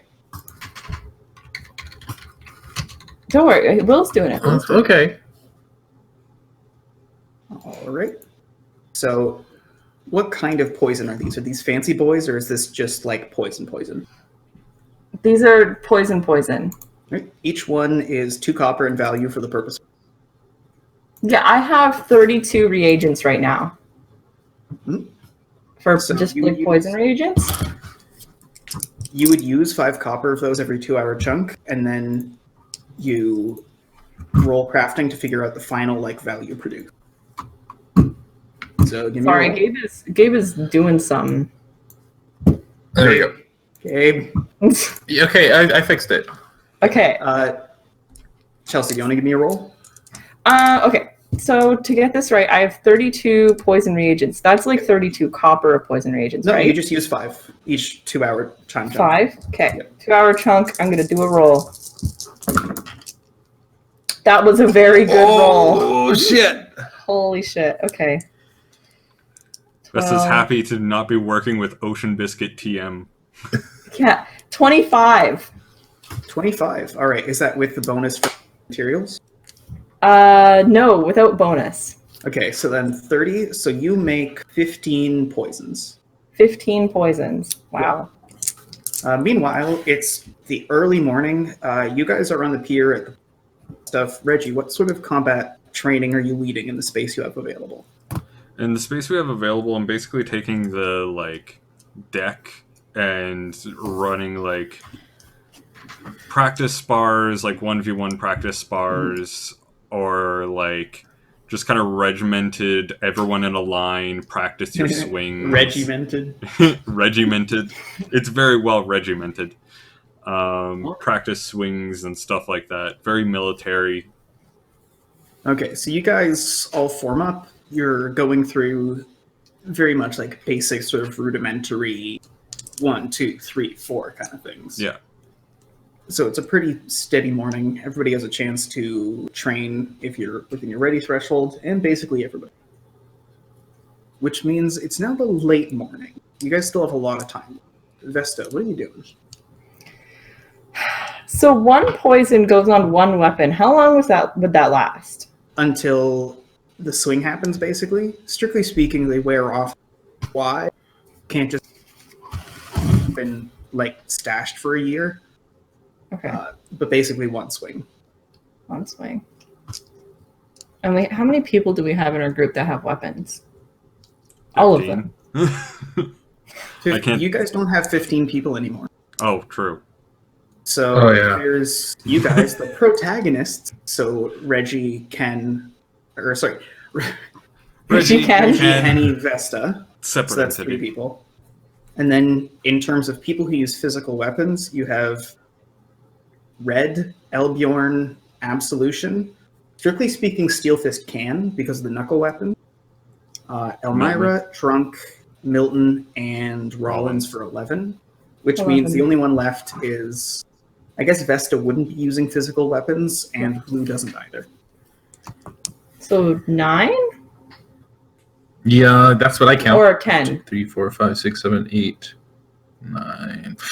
It depends if Steel Fist. Yeah, if you include Steel Fist, I count 9. I don't think we would include Steel Fist. Steel Fist's best use is not. Steel Fist using- is best used as a Steel Fist. Yeah. Yes. Okay, well, I'll continue doing that just so that everybody has like definitely 2. Mhm. Okay, I'll do another poisons. And what are Henny and Reggie up to? I say again as Reginald throws me across the deck, undoubtedly, and I kind of get up and I go, okay, one more time, and I mean that's if Reginald is also training again. Yeah, I'm gonna lead the group again. I'll lead the group again. 16, 19. If she's saying again, I'll just okay and go and just grab her and toss her again. Oh goodness. Okay. So yeah, you're going through basically like grappling and one-on-one sort of skirmishing and stuff like that, making sure people's form is shored up and all that stuff. In this particular stuff, like the one-on-one almost dueling stuff, Elbjorn is borderline unbeatable. Oh man. I'm gonna try my damnedest. All right. Roll weapon. Ooh, okay. I can't actually train anymore. I'm at max readiness, so this is purely just Reg being like military. That's not the best roll I've ever rolled. Let's see, that's 8. Would put that to 13. Would put that at 19. You are toe and toe. Elbjorn doesn't break a sweat as you're working one up yourself. Oh, if this is a grapple check, I get +5 to grapple checks. It's not, I don't think. Oh, this is just Oh, damn. Elbjorn versus Reggie here. I got Oh, a damn. 28 in total. Okay, with the added +5? Yes. All right, then you make 14 poisons. So currently you would have 29. 29. By now it's around noon. You're getting pretty tired from 4 straight hours of practice here. Okay. Lunch? Whew. Yes, lunch. You don't want to be tired for tonight. No, but you want to be ready. Mm-hmm. Reggie's actually gonna go into town. All right, it is busy around here. People coming and go. People who are tall and thick and muscling their way through the streets. So it's very hectic, very like almost like a dance, like twisting and turning around people. Where are you heading? I am trying to find someone to sell my wares at. Because I have my secret project that is not secret anymore. Oh God. Is this the moment of reckoning then? This is the moment of reckoning, I think. Like, we could save what's actually on it for, like, some other time, but, like... No, that's now. That's now? This is being reviewed. You have might to need sell go this. Get that, then. I need to go get that real quick. I'll be right back. All right. Henny is also heading into town. For no reason. Henny is looking for just the same way that Red and who else went with Red to scout out to see if they could find any more information. Elmira went. Doing some sleuthing, trying to see if there's any sort of All right, give me a roll. any clues as to what these folks are capable of and what their strategies are. Got it. It's not a great roll. That's a really bad roll. That's a 19. Ooh. That's a bad roll. That's a The bad thing roll. is, 19 isn't even that bad, but you did roll very badly. I did roll really badly. So, yeah, so that's a 19 for sleuthing? Yes. Okay, so you're making your way around town, and so you know how people talk about serial killers like Ted Bundy and like abnormally kind language, like, oh, a very resourceful killer. Yes. These are very creative raiders. Okay. You have 2 different accounts that you determine to be actually true. There's a number of other ones that you reckon are actually full of shit that don't really hold up. But one of them involves someone being hung from a tree in the middle of the road, and then as sort of the horses spook, gunshots coming out of the woods, and then people being stormed. There's another story about someone's legs and arms being broken and then just being left in the middle of the road strapped to a bunch of alchemy until someone comes by to help. Ooh. That kind of creative. Well, okay, ready for anything, I guess. Yeah, I was originally sort of thinking like, well, maybe these guys have like some sort of ulterior motive or like, but no, I don't think these guys have much in the way of redeeming qualities anymore. So, as you get all that information, you head back to the boat to debrief. Reggie, you've made your way around town, and you find a place called Sword and Heart Publishing. You know a thing or two by now. You've thrown out some rough drafts, and you've revised chapters, and you've read a couple books to compare. And this is a publisher that you think you might have a chance in. You are holding your manuscript in your hands, ready to go. Which manuscript do you think I should turn in? I don't know anything about this. You have kept me 100% in the dark. For damn good reason. I can't make these decisions for you. I'm gonna go in with Love in the Vineland, Lightning and Love, and Hearth of Flame. It's Wait, all gonna be nope. smut, isn't it? And Cold Blood and Warm Heart. I'm also gonna go in with. Cool. All right. I'm going in with like 4 different manuscripts. Wait, hang on. Cold blood but warm hearts? Yeah, Cold Blood and Warm Hearts. All right. So this isn't a busy office. There isn't like a scripts or anything, but nonetheless, you have to wait a little. People doing other work. After a little while, you're beckoned into a room where there's her name is Cindy. She's a particularly short and stout human sitting there typing away at a computer. And goes, "Hi, come in." Hello. So from what you told the secretary, you're here with manuscript you'd like to shop to us, correct? Correct. Yes. All right. So without further ado, sell me. Oh, okay. Well, We are in particularly romance imprint, so that's going to be more the direct. Okay. completely cut out. Okay, what did you lose? We aren't much of a romance. Okay, I'm gonna fuck with my settings here a bit.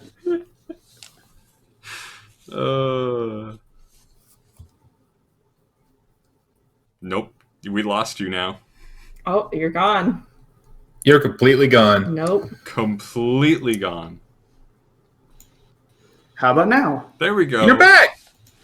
Okay, this is being finicky, but that's the way it goes. So yeah, it's a romance imprint. We do erotica, so if it gets a little bit risque, even better. That's basically all we've got right now. So yeah, shopping. After hearing that, Reggie kind of goes, I understand not much of a romance, so I'm just going to take these 2 out right off the bat. That's fine. Sorry, did you say not much about romance? No, like, he's saying, I understand that you don't do particularly romance, so... No, like this is a romance and erotica imprint. Oh. This is where you would sell those Sorry. sorts. I misheard. In that case, I've got 4 manuscripts just for you. They are... Okay, let's do these one by one. Okay. Are you going to read them to us? Do you want me to read them to you? The publisher is looking at you with a gaze that's a mix of like a, welcome, please feel comfortable, and all right, come on, time is money, buddy. Yeah, it's like, so I've lived a very long life being a Tortugan. I've served in wars. I've had a wife. I've gotten divorced. And these are kind of just, the first one is just kind of life story. It's how we met. It's sort of a love letter to a failed romance. All right, so how's this going to grip our audiences? Presumably our audiences are there for a love story, they're there for something steamy. What's sort of the appeal here, the core appeal? Well, the appeal is it takes place in Wineland, and everyone knows that Wineland is the romance capital of our world. So, Yep, certainly a popular setting. and it's very much a romance that, her parents weren't very appreciative of in the beginning. There's very much a lot of tension in the beginning. She wasn't really allowed into the relationship at all. So, okay, so let me stop you right there. So this story, it's meant to be a love letter to a failed romance. So does this have a happy ending? Oh, is it yes. bittersweet? This Is it one has of a those, happy like, ending. look back- My life did not, but I left it off before that. Okay, so it ends ambiguously, but we're still being driven forward by sort of a core. We're wanting to love or protect. Actually, Correct. that's probably the next one. Tell me about our core sort of, what's the plot here? What are we working with? Well, the core sort of the plot is that a young vineyard worker romances a vineyard owner's daughter. Roll convince. You're starting to sweat a little. That is nice. I rolled a 7 plus 3, 10, and with the atypical bonus, that's a plus 5 for 15. Hey! He's in his element, weirdly enough. Talking So about his you divorce. Yeah, you're passionate. You tell the story of being outsiders in this place and coming together, being united and sort of alienation from a culture, like this long story of parental disdain and your like religious duties bringing you apart. It's really kind of like a forbidden romance or like star-crossed lovers kind of thing. And it, you're selling well. You get through the end of that one and you have enough time to, based on how long you've been taking, because you've been keeping an eye on the clock, you're actually probably going to have to hold off on two of the other ones, but you can sell one more script before basically you've run out of time. Okay. Well, the next one I would like to pitch to you is a little bit more steamy. It's a little bit more risque. And it's about a young Tortugan soldier who's separated from his platoon in the northern lands, having basically struggled through a northern mountain pass trying to reunite with them. He collapses and is found by a young draconian woman who nurses him back to health. So which script was this again? This is Cold Blood and Warm Heart. Okay. Roll perform. You have, because presumably this is more erotic in nature, right? It's not more erotic. It's a bit more erotic in nature. Okay. But it's still a romance at its heart. Okay. What? Oh, that did not go well. This one's a failure. Like, this one's in the negatives. All right. So you let loose the word cloaca in like the line reading goes, okay, I'm sorry. Let me stop you right there. Looks like you have a lot of strengths in the understated, more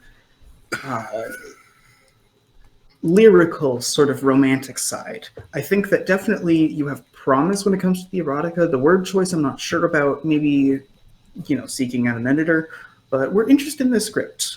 We have offices all along the coast, up and down. So if you wanted to shop this to us another time, I'd be glad to let my superiors know we've seen it. If you have a copy we could keep, that would be excellent. We're more looking for the first one though that we might review. Maybe the other one leave for editing a little bit. I understand. So I will actually leave them the first copy of like my script. I obviously wrote down other copies. And so I will leave them that, and All right. I will bid them good day and let them know to keep in touch, and I will move on.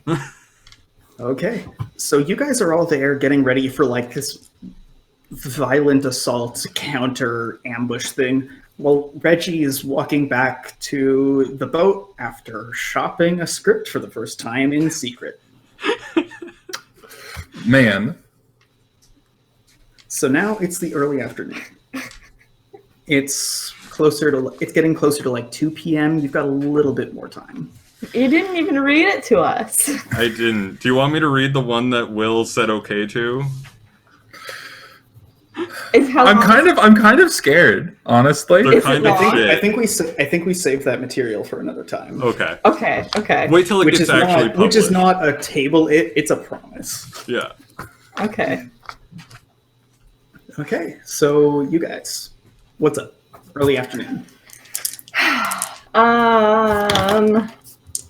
You go first. I'll figure out what I'm doing. Oh, well, I was probably.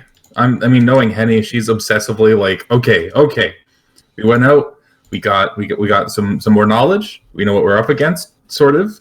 Now it's time to just plan obsessively until it's time to go. So, like, man, who's sitting where? Figuring that out. Who's going to be who's driving the wagon? Figuring that out. Which horses are we going to be bringing? You got to figure that out. All sorts of things. So, Henny, you're basically battle plans mode. Yes. Vesta, are you still brewing? What are you doing? Yeah, I'm still brewing. All right, give me some rolls. By now, the equipment has been bubbling and heating. You've had to like take it off and give it a good scrub through and purge a couple times.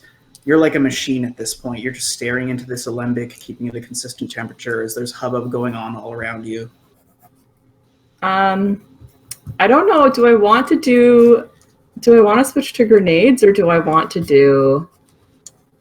I have healing reagents, actually. I'm going to do a healing potions. All right. Do you want to do them like the new ones that we tested the other time, or do you want to do just classic, like... Well, I already have... Oh, gosh. Whatever, you know? Whatever one that you think you're going to be sticking with in the future. Gotta go new, right? Okay. All right. So are you going to make potions of vigor, tenacity, or ferocity? Oh, gosh. What's the difference between them? Basically what it sounds like. If it's a potion of vigor, it's going to give you a lot of zip. If it's a potion of tenacity, it's going to make you more resilient. And if it's a potion of ferocity, it's going to give you a lot more punch. They're all healing potions, just kind of with a flavor, so to speak.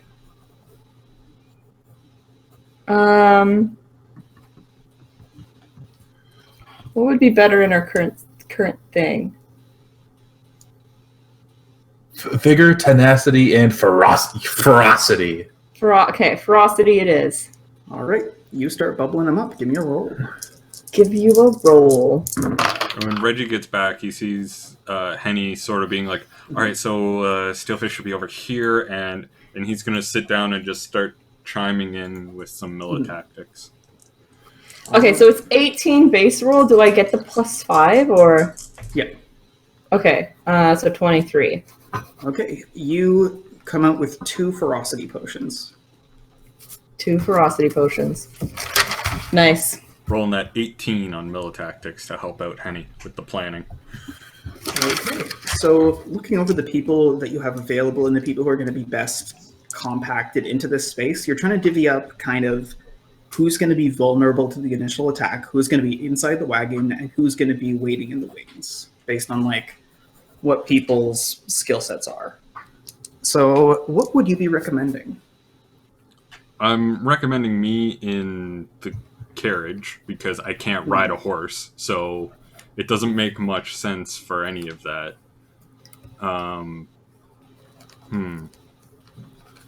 For sure, Rollins, Elmira, and who was the last one? Milton are staying in the wagon, but there's still room for one more sneaky person. Trunk wants to go with the wagon if Elmira is going to be in there. That's fine. I want to be in the wagon. Okay, so that fills out the wagon with Vesta as well. Trunk, Elmira, Milton, Rollins, and Vesta. It wouldn't make much sense if we had Trunk. Like, it wouldn't make much sense if we were just a bunch of, like, merchants traveling to the next town if we didn't have some protection. So it makes sense that Trunk would be there. Okay, so Trunk should be up front. I agree. He also is the one with the knowledge of the area and all of that, so it makes sense. Okay, and then we have a back full of fighty boys. And then on horses, kind of bringing up the rear, we have Blue, right? Because we need someone on the other side of that scrying thing. I guess that'll be me. We have a Steel Fist, Elbjorn, and a red, right? Because we need a red. Mhm. And who am I missing? Also makes sense not to have our doctor in the middle of a initial rush. Yeah. Sure, yeah. That makes sense. Let's see, that's 1, 2, 3, 4, 5, 6, 7, 8, 9, 10, 11. There's one person I'm missing. Blue, Red, Steelfist, Elbjorn, Henny, Reginald, Trunk, Elmira, Milton, Vesta, Rollins. Absolution. And Corvo. And Corvo. Corvo, yeah.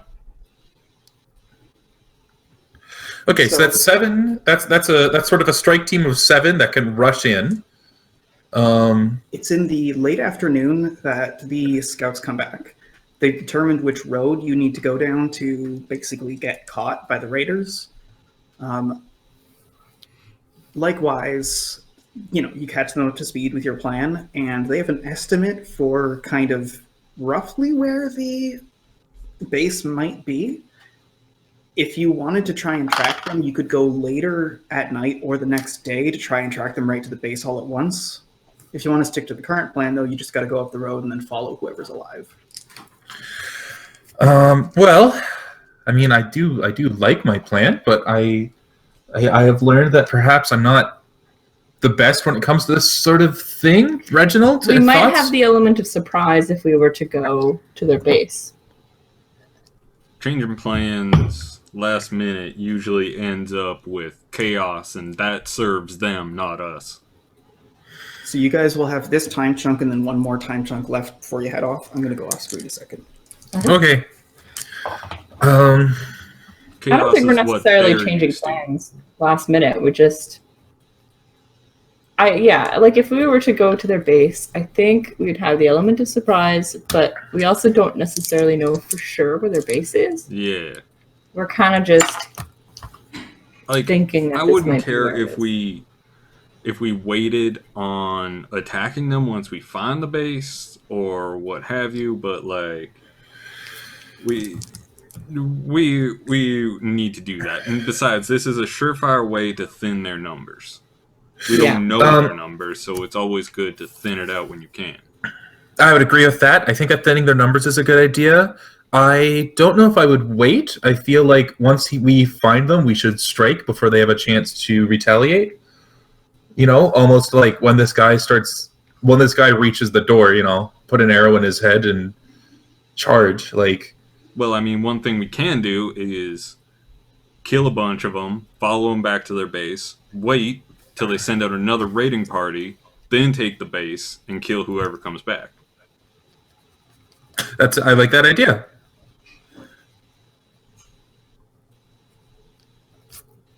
Oh, wait. So you're saying we attack this wagon, right?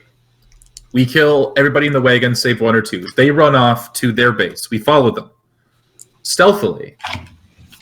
So Will, now that you're back, we I think maybe we came up with an interesting plan where we do what we're planning, and they go off, and then when they get there, they're going to say, "Hey, some people attacked me." They send out people in revenge, and then we attack the base while those people come out. Well, not necessarily in revenge. Okay. I mean, they'd send out people to do more raiding. It's what they do. Oh, I see what They're you're saying. not Okay. necessarily going to care about a couple of people that died during a raid. It's Okay. kind of par for the course at this point. Okay. My vote is that as soon as we find the base, we storm it. We follow the current plan, we follow him back, and then we storm it before they have a chance to move or build up defenses or prepare or whatever. I, at the very least, would like to attack them at night so we have the element of surprise. Yeah. I mean, I'm assuming it's going to be pretty late. They operate at night. It's the early morning that they're asleep. Early morning. Whenever there's Okay. whenever we can get the opportunity to attack. Okay. Okay. Are there any other preparations you guys are making throughout the day? Well, in this last time chunk, I want to do more healing potions if we have the Alright. time. Yep, But- you've got 2 time chunks of healing potions you can make, I believe. Gonna do another one. Are they all ferocity still? Yeah, I'm gonna continue with the ferocity. Okay, so then that first roll, you get an extra +3 because there's like 3 left, basically, in excess. From Okay. the last roll. Shouldn't we make a couple tenacity maybe for the first initial like push? Because like they're going to be attacking us. We have to remember that. And we have to survive until the cavalry arrives. So it might be a good idea to have some people who are most vulnerable, like Trunk, to have a tenacity potion or something like that. Okay. Makes sense to me. I will do a tenacity then. Okay, so then you don't get the +3. Okay. Give me a roll. Okay.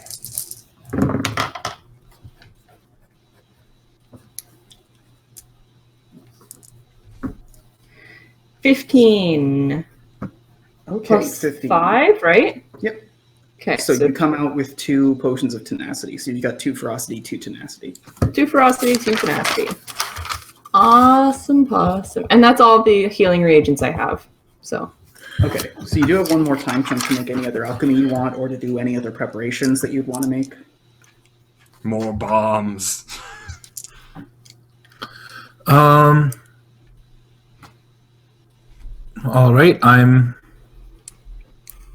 I'm going over some basic first aid because I feel like we're going to need it as a way to prepare.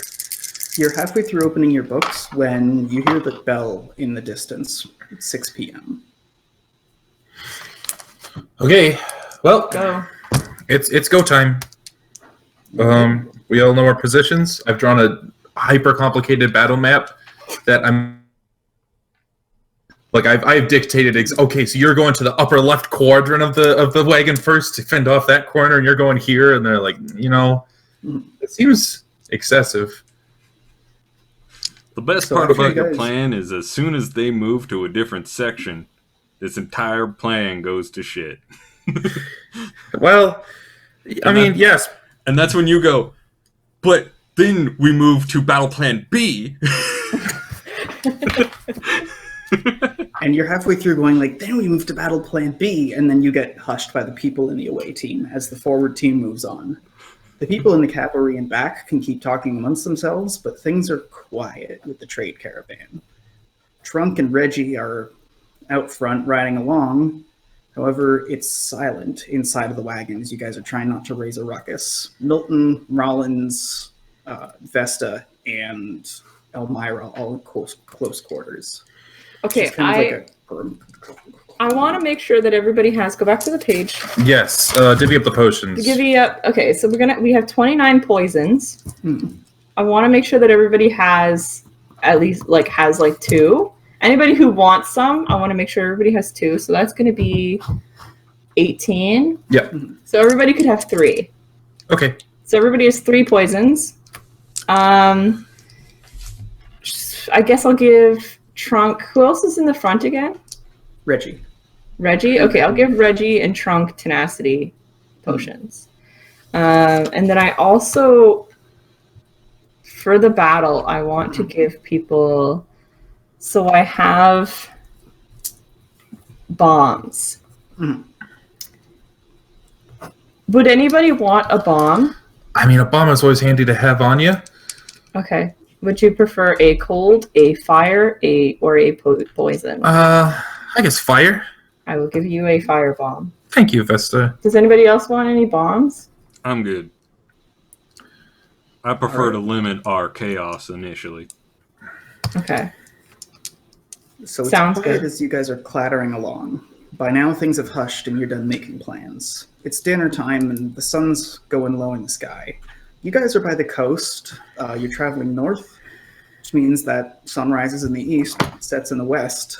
You guys are actually in the shadows of the mountains here. It's dim, and every occasional moment that there's a shaft of light that comes over the edge, it almost filters like dancing little bits of leaf on the ground there. It's getting dimmer and dimmer, and you turn a corner.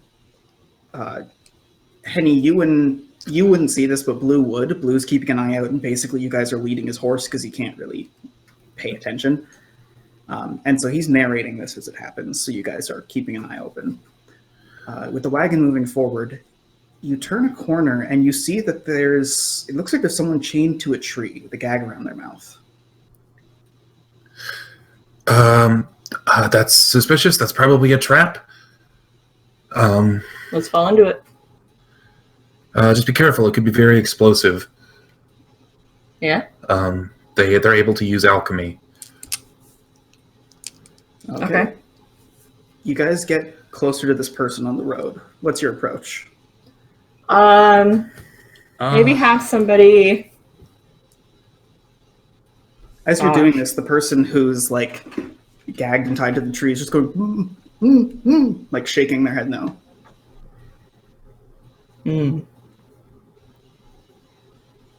I think we should keep moving. I think that would put us in a vulnerable position. Yeah. The only people who can make this choice right now are Trunk and Reggie. There is zero communication. Okay, Trunk and Reggie. Ken, what are you doing? Trunk, what do you think? He's clearly doesn't want us to do this. Well, let's be stupid merchants. Let's be stupid merchants. Here, let me go. You stay with the caravan. All right. He's there, and you can see him like getting down and getting ready to do whatever. He fakes going to the back door to like get a first aid kit. Meanwhile, you, Reggie, are walking towards this person. As I get close enough towards him, I'm just gonna be like, "Now, did they put something on you that's gonna blow up?" How close? Not shouting distance. I would say I need a literal physical distance, like meters. I don't know. What would you guys say is the distance of the edge of normal conversation? As we've learned now, I think that's about 2 meters.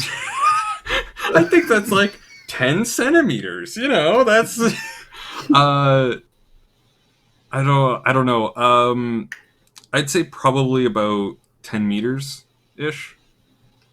Okay, so you get within that distance, and you're kind of hollering like, "Hey, what's going on?" And this person's bound. They can't really say much. They're gagged.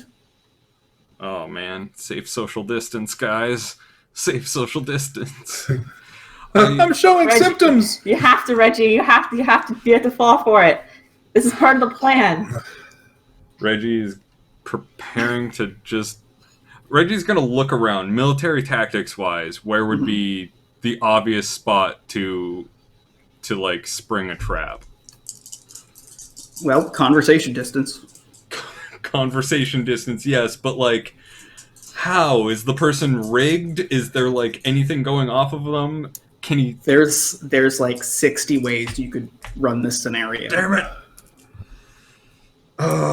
Reggie, you This is have one to. thing that you're deeply familiar with as a soldier, which is that moment where you don't know what tactic's going to be needed because you're just waiting.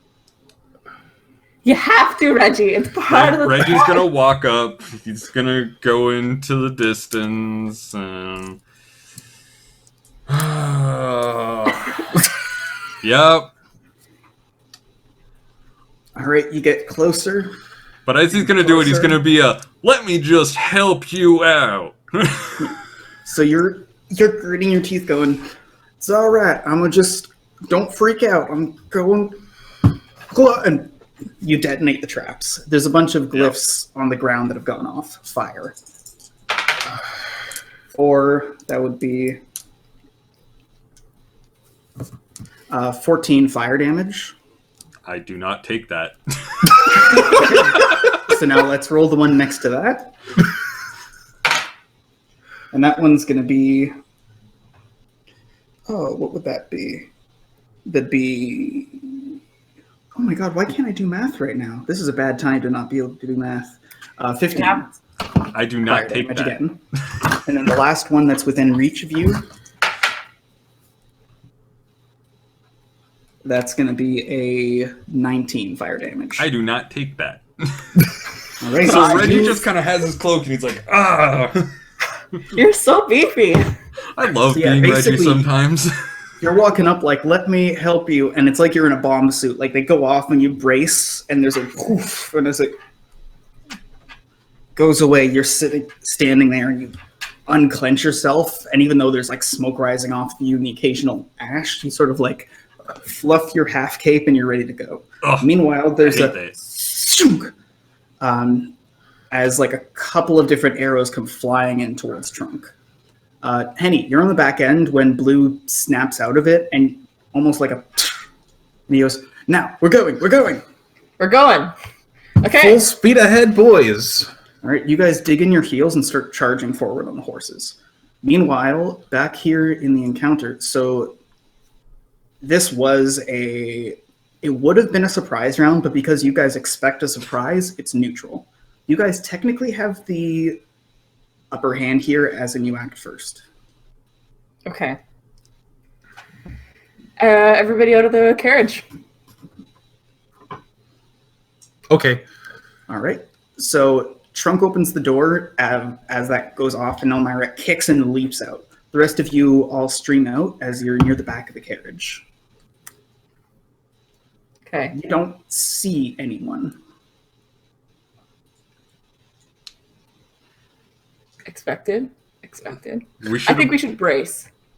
We should bait them in a little bit more. We shouldn't have like jumped out. We should have baited them in to attack us a little bit and reveal themselves. But can I tell where the arrows are coming from?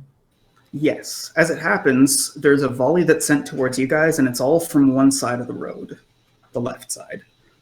This is going to be one attack on each of you, and it's from stealth, so this might punch a little more than you expect.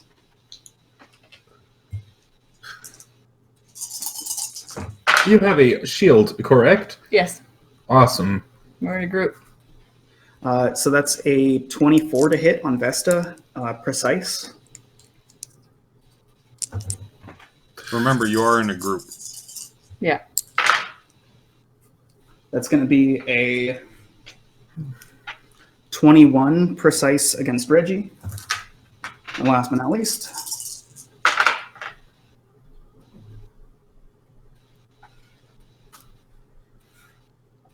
that'd be 20. Oof. 29 precise against Henny. Okay, so I know I asked. Oh, am I here?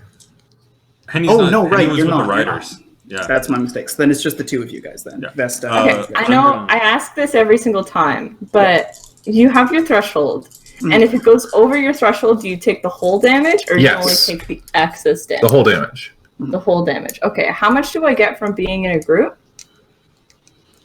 Currently, I'm presuming that you just came outside, so you're not with Reggie, but you're with Trunk and 3 other people.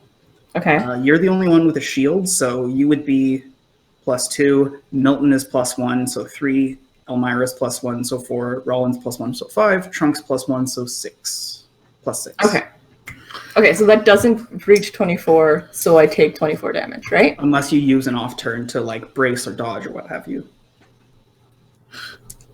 Yeah. There's no way. There's absolutely no way that I could. Do you know what your armor is resistant or vulnerable to? Vulnerable to precise. Okay, so then you just don't get your threshold against this attack, but you can still like use the unit bonus and you can still dodge or whatever you want to do. Okay, so with the unit bonus, so what I'm asking is, do I take 24 damage or do I take? If You you take can't do 24. anything about it, you take 24. Yeah. Okay, Reggie Okay. is bracing. I already rolled brace. I don't take the damage. All can I right. get like a slice of paper? So you basically like clamp up and the arrow tinks off of you guys. Vesta, you have it just like whiz past you and you feel a burning as it grazes into your arm. You all quickly, presumably, clamber to the side that isn't being pinned with arrows. You start to hear sounds, however, coming from behind you. Flanking to the right side of the road, there's people coming out of the woods. So currently you see 5 people coming from the woods. Okay. As this is happening, Henny and company, you guys are charging down the road, and you see these people attacking while you're basically at the absolute edge of like long distance range. This is the furthest that like Corvo could start sniping, and he starts doing so. What do you guys do? Head down, keep running. All right. Actually, can I make... Really? I guess it's dark, never mind. What were It's you like going to pitch say? black. Oh, I was just going to say, I was looking for clues as to where these snipers are hiding, but it's pitch black and I'm way far away. Like, I don't think I can really see anything other It's than not the pitch wagon. black. It's just very, very late in the Okay. day. Like, there's still daylight. So Okay. it's like the last little hurrah of daylight. Okay, then I'm making a sleuth roll to look for clues of snipers. Yeah. So roll sleuth. Ah! Ah! I don't know why I'm making pained noises. That is a 26. 26. You see the directions that all the arrows and stuff have thunked into one side of the wagon. In addition to that, you see a bit of matted down brush. There's a way to whatever nest they're building. Okay, I point that out to Corvo. All right. Corvo sort of follows it up, and he sort of curses. You don't think you can get the shot till you guys get closer. Damn it. Turns reset. It's back to the people at the wagon. Okay. So you see that the people coming out of the woods are all like wearing armor. They're all wearing different kinds. They're all holding different kinds of weapons, but you can't really tell much because they're wearing like dark tabards over it, and they have these red hoods with eyes cut out for the, or holes cut out for the eyes, and then just these big cartoony happy smiley faces on them. I'm going to move to rejoin the group. So you rush in towards the side where they're all ducking from cover. I'm gonna throw a fire, just like a fireball at them. All right, roll it. No! 5. Show the camera the dang roll you just got. It's just a double one. Oh, Snake eyes. Snake eyes. All right. So everyone else is preparing. Elmira fires off a couple of pot shots, and one of them seems to hit someone who's almost unabated by it. But they all rush through the flame of the firebomb and start to run against the carriage. They start swinging at all of you. There's one swing against Reggie from someone in the middle. This guy looks bigger than the rest, and he swings at you with a great sword.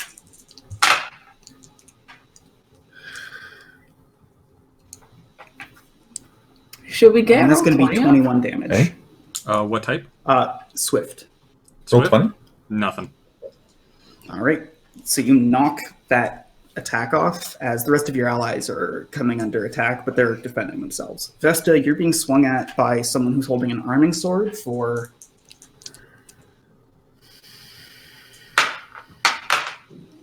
that would be 17 Swift. Okay, I have plus against Swift. Yep, so you have double threshold. Double threshold. So my threshold is Double 8. threshold Double from that armor. from armor. Okay. Gosh. Okay, so my threshold is 8, so double that is 16, plus being in a group, I should be fine. Yeah. Okay. Together, you guys all brace against this assault. There's the sound of the occasional flit of an arrow trying to get to you guys, but they can't access you from the other side of the wagon. You guys are just pinned between the side of the wagon and these guys running out from the woods. Meanwhile, Henny and company, you're at the point where the turnoff, and Henny, you notice right off the bat that there's enough space here that if you jumped off your horse, you could probably like run in there to go get them with some people. Or you could run down and fend off the people attacking on one side. Well, I think, getting rid of the snipers, I think, is the best plan right now. I'm grabbing Steel Fist, Elbjorn, and a Corvo if they're willing to come. All right, they're willing to go. Albion should be in the fight. He's a hand-to-hand combat person. Well, I'm trying to, but we're going right up against them, right? Like, Okay. We can only fit so many people in the wagon. The cavalry crew, it's good to have hand-to-hand combat people against people with guns who aren't good in close range. Okay. You're right. So then, Henny, who are you bringing with you? Elbjorn, Red, and Corvo. Or no, sorry, Elbjorn, Steelfist, and Corvo. Into the woods? Why Corvo? Because he has a gun. That doesn't seem very good. He Okay, pick off fine, the I'll people at take- the front line. You just went, hold on, you just extolled the virtues of how you need hand-to-hand people, and then you're like, so the sniper. I guess my thought was if Corvo can give us cover fire as we approach was my thought, rather than him actually run up with us. Okay, so then in that case, Corvo goes with you. So it's you, Steelfist, Elbjorn, Corvo, and everyone else starts charging in. Blue rains down magic at a distance. There's a burst that attacks the people in your area, but nonetheless, the melee attackers are still bearing down on you. Yeah. It's back to your main turns. I'm gonna swing at the dude who attacked me. I have poison grenades. Are those accurate enough for me to use them on people that are in hand-to-hand combat? No, Wow. Okay. no unless you have the ones that you shoot with Grenadier, if you have that benefit. Yes, I do. Yes, the Grenader. Yes, I do have that benefit. So then if they're the bombs that you built for that benefit, only you can use them, but you can do that to target 3 people like that. Okay. I will do that then. All right, who are you attacking? I don't know who's there. Just 3 people. So from what you can tell, there's one person who's just big and mean, and that's who's fighting Reggie. Someone Okay. else seems to be reasonably crafty and is kind of directing them a little bit back, who's currently pinned against Milton. Otherwise, there's 2 that look reasonably hardy, and then everyone else seems to be out in the woods. Okay. 2 hardy men plus the guy Reggie's against. Okay, roll that damage. So they're going to be, and that's an alchemist roll, right? What armor is the guy that I'm fighting against? You wouldn't have been able to see at a distance, but now that you're tangoing with this dude, he's wearing chain. He's wearing chain. In that case, I'm gonna go for 17 with my 17 heavy with my Danax. All right. So you lay down a wall up on this dude, but he knocks it aside. As that happens, he sort of lets slack one hand on the great butts you and wrenches the weapon out of your hand and tosses it back in the woods. Son of a bitch. These boys be beefy. I got a 15. 15? All right. Yeah. So basically, as he tosses it back behind him and does that leap and it goes into the woods, he's hit on in the face with a grenade that launches off a puff of green smoke. He hacks something up, as do the other 2 that are hit. As he Perfect. does that, I would like to grapple him and his weapon if possible. Yeah. Roll it. Give me that. Give me that! I'm taking this Social out of your distance. hands. Social distancing be damned! Social distancing. Fuck social distancing. Let's see. 10, 6, 22. 22. All right. He's attempting to resist here.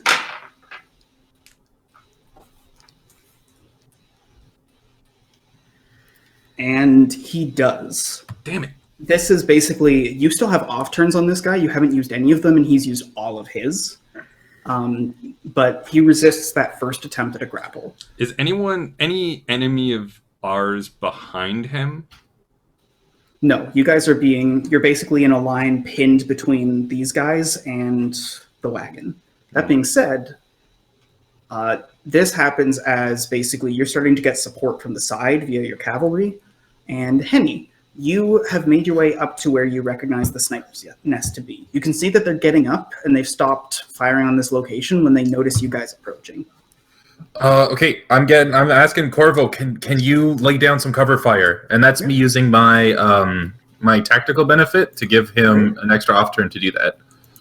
He fires off a couple pot shots. He hits one of them in the shoulder and whizzes around cartoonishly with the impact of the bullet and hits the ground. Okay. Let's see here. There's 4 other ones that three other ones that start charging towards you guys. But based on where you are, if you and the other melee people start charging, you'll meet each other at a distance where Corvo can help. Okay, charging. That's the plan. All right, how are you attacking? I'm swinging. I'm throwing a knife at these dudes. All right, roll that damage. Let's see.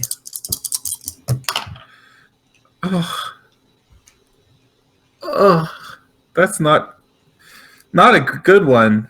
That's an 11. Swift. Okay, you throw that dagger and it gets parried off to the side. Damn it. You see Steelfist launch forward and punch one dude just right into a tree. There's a crunch as he impacts against it, but the guy manages to stand. Elbjorn rushes up and decapitates one before running towards the one that deflected your weapon. Corvo fires off a pot shot at the one that Steelfist crunched against a tree, and that one crumbles. One left. Don't worry. Albjorn's got your back. Don't worry, Elbjorn. He loves decapitating. He's a decapitator. An executioner, you could say. Yes. Is that everyone's turns? Yes. I'm going to hit this dude with my shield, like my buckler. Just kind of... Bam. All right. Do you want to be hit with small shield or big shield? This dude fucking disarmed me. He's a piece of crap. I don't like him. And also, he just took away a rather large bonus to my defense. So I really don't like him. For 16.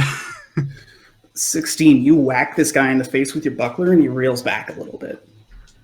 That's heavy, I presume, because you're... I don't know what buckler damage is, but yeah, That'd be I'm assuming I'm bopping invariably him. heavy. Yeah. Giving him a bop. All right. Giving him a bop. So the one that Elbjorn's running towards, he rushes and tries to circle past Elbjorn and go at him with a stiletto. Elbjorn braces against the first hit, and as Elbjorn sort of knocks his way aside, this guy throws his stiletto at you, Henny, for... Bring it on, bitch. That would be 14 Swift. Ah, shit, I'm vulnerable to that. But I do get +5 threshold that isn't my armor, and I'm going to dodge that. Oh. Okay, that's 25 to dodge. So... What did you just roll? I rolled 2 5s, a 6, and a 4, and I have +5 because I have two weapons out. All right, yeah. So this You do a this fancy dodge. This knife goes flying at you, and you basically just do a little spin in place as it goes where you just were. Meanwhile, there's people laying on the heat. The guy with the great sword goes lunging for a heavy strike against Reggie.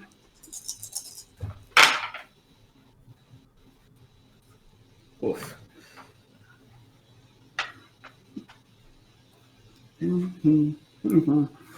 That's going to be 29 heavy against Reggie. Fuck, I'm going to brace.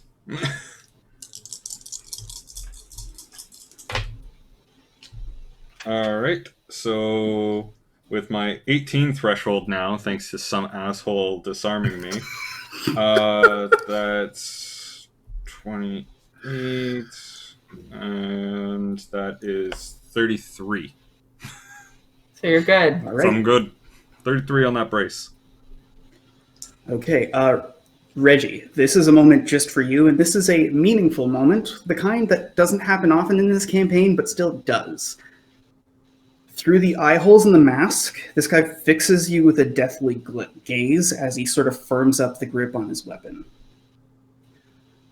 Vesta, no one attacks you this round because...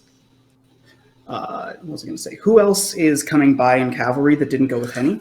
The cavalry is blue, red, and absolution.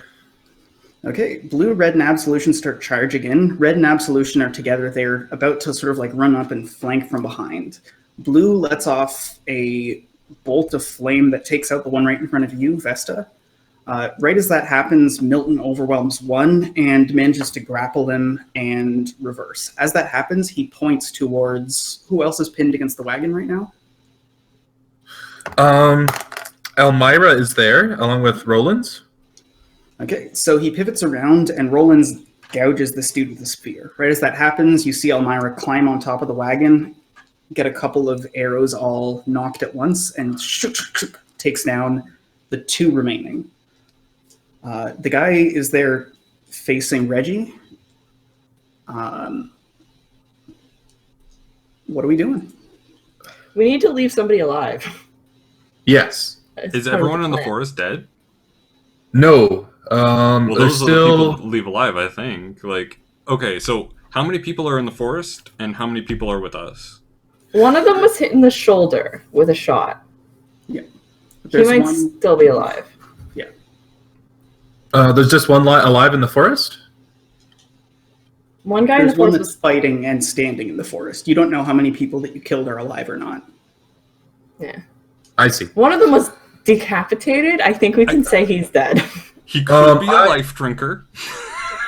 Okay, I'm running at that guy that's still alive. I think the one that threw the knife at me. Mm-hmm. And I'm going to try and grapple him. All right, roll it. That's a grace to grapple? Yep. Okay. That's 17 plus 5. That's 22. 22. Yes. All right, you manage to twist this guy's arm. Right as he does that, he throws something against the ground and a smoke bomb goes off. You can't see anything, but you feel a wrist in your grasp. Can I roll sleuth to see if it's the wrist of the guy? You don't need to. It's Okay. the person you've attacked's wrist. Okay, then I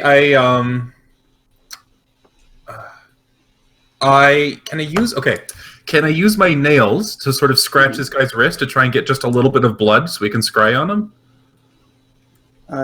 At this point, you've already used a weapon against this person. You have blood on that weapon, don't you? No, I haven't. Not against this person. He deflected my knife. Right, okay. In that case, I mean, you can't be so precise. It's a melee, but you can try and like get a scratch in with one of your weapons. Okay, that's what I'm trying to do. That just get enough blood and it's going to take an off turn. Yep, that's fine. What do you want me to roll for that? Weapon, your attack. Okay. Ooh, I've been rolling pretty good this time around. That is a 15. Wait, no, shit, that's not 15. That's 21. Okay. 21. You lunge and manage to get a gouge in. Right as this happens, though, whoever this is attempts to wriggle free. Roll grace. Or no. I'm just letting him. I'm just... Can I roll performance to see if I can make him think that he got away cleanly? You don't really need to. Just the guy's wrenching, and then you just let go, and off he is. Okay. The smoke clears, and you're alone there. But meanwhile, down at the wagon, how are things going here? I believe it's back to the party's turns. So, Reggie, this guy has death in his eyes, and he's fixing you with that gaze. So what's 3 squares behind this guy? The ditch. I'm a shell shock him. Every time you say that, I think of the Teenage Mutant Ninja Turtles. That's because it's a move from the Teenage Mutant Ninja Turtles, and that's why I call it shell shock. The name isn't shell shock in the actual book, but I call it that. All right. Yeah, roll it.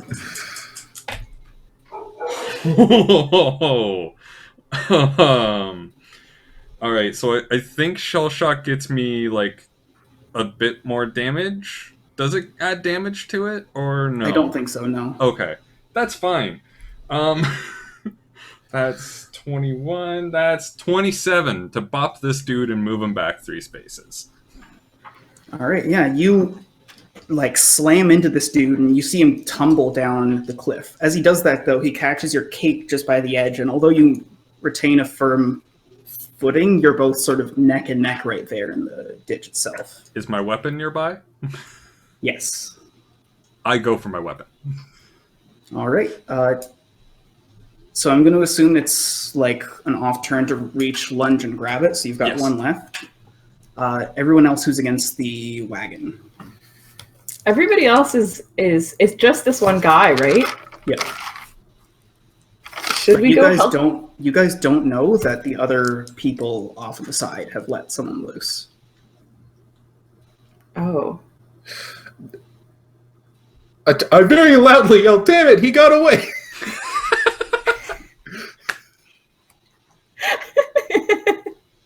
Okay. Oh, it's beautiful. Henny, you say, "Damn it, he got away." Meanwhile, the people down at the wagon, you hear clanging and horses whinnying and the charging of dirt and the aftershots of gunshots and explosions. You don't hear this. You also hear Reggie just roaring. Okay. Yeah. So I guess if I don't know, I'll probably go try to stop Reggie from killing this guy. All right, what are you doing? Nothing physical because like I'm super weak. I probably turn to somebody else and be like, guys, we need somebody alive, and point towards Reggie. So whoever's nearby me. Just make sure he can't hear that, Is that? because then you'll know we're onto him. Oh, He'll know our plan. okay. Well, yeah, it's like I'm just gonna speak it in a normal voice because of everything else that's going on. He's probably not gonna hear it if he's Sure. a decent amount away in the Yeah. ditch fighting Reggie. With one person left face to face with Reggie, a whole bunch of confusion, overwhelming numbers, and the urge to leave this guy alive, there's almost a hesitation. As that happens, he swings at Reggie.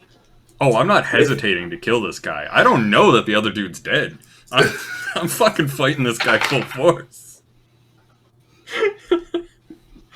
10, 18... My assumption is we're leaving the weakling alive to kill this dude for later. Like, So this attack is 28 heavy. I need to know if this would hit with whatever you do with your one it remaining would off turn. hit with whatever. Okay. Do you have a remaining off turn for a brace or anything like I that? have 2 remaining off turns. You only have one because you reached for the weapon from earlier. Shell shock was a main action, I thought. Yeah, and then we went through that. As you're in the Don't we ditch, have you 3 reach for your off turns? weapon as a... No, only Oh, two. No, The two. third 2? one's the Oh, okay. tactic. Never mind then. I forgot that. It's been a while since I've had to use off turns. So Oof. he's going at you with 26 heavy. 26 heavy? Yeah. Yeah, I'll brace for that. Pretty sure I said 28 a second ago, but it didn't work out. All right, roll for it. Okay. Doesn't matter because I'm back up to my 23. 23, baby! 23, baby! It's very unlikely that I'll be taking damage. Yes, I'm not taking damage. I am above 30 threshold.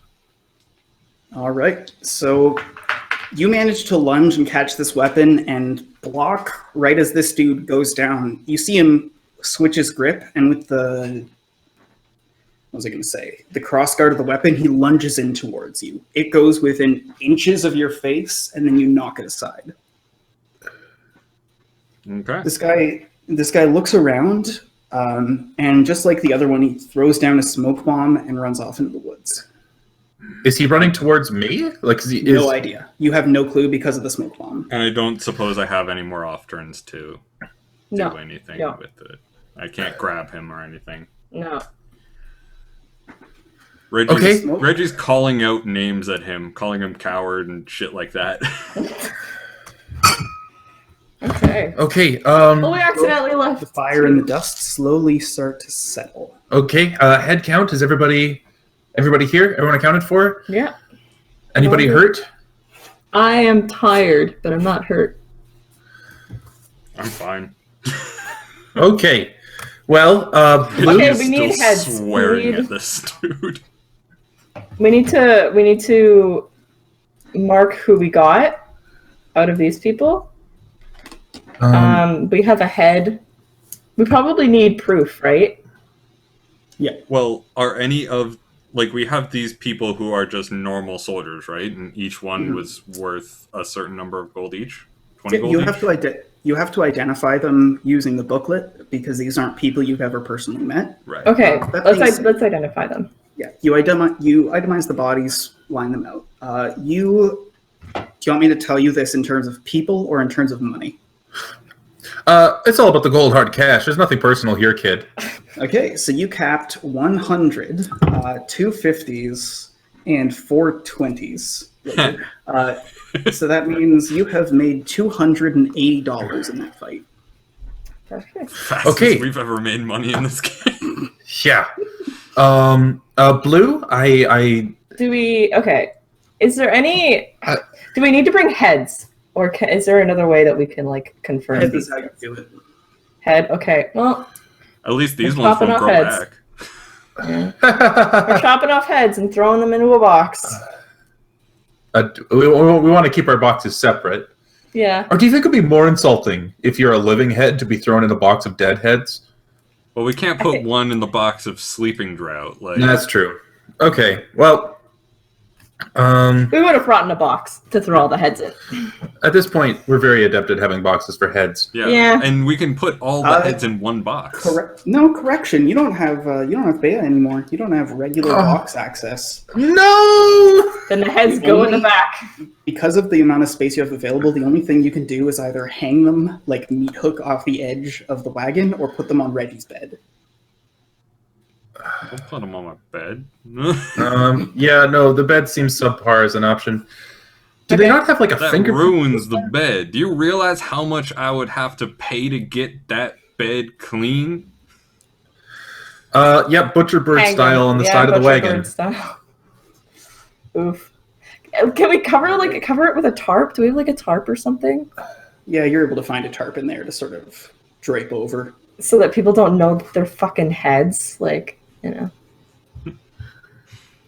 Yeah, it could be any God. game that we were hunting.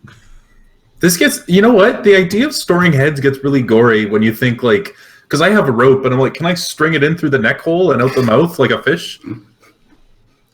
So you guys are standing here after gathering these heads in a part of the road surrounded by decapitated corpses that you've lined up.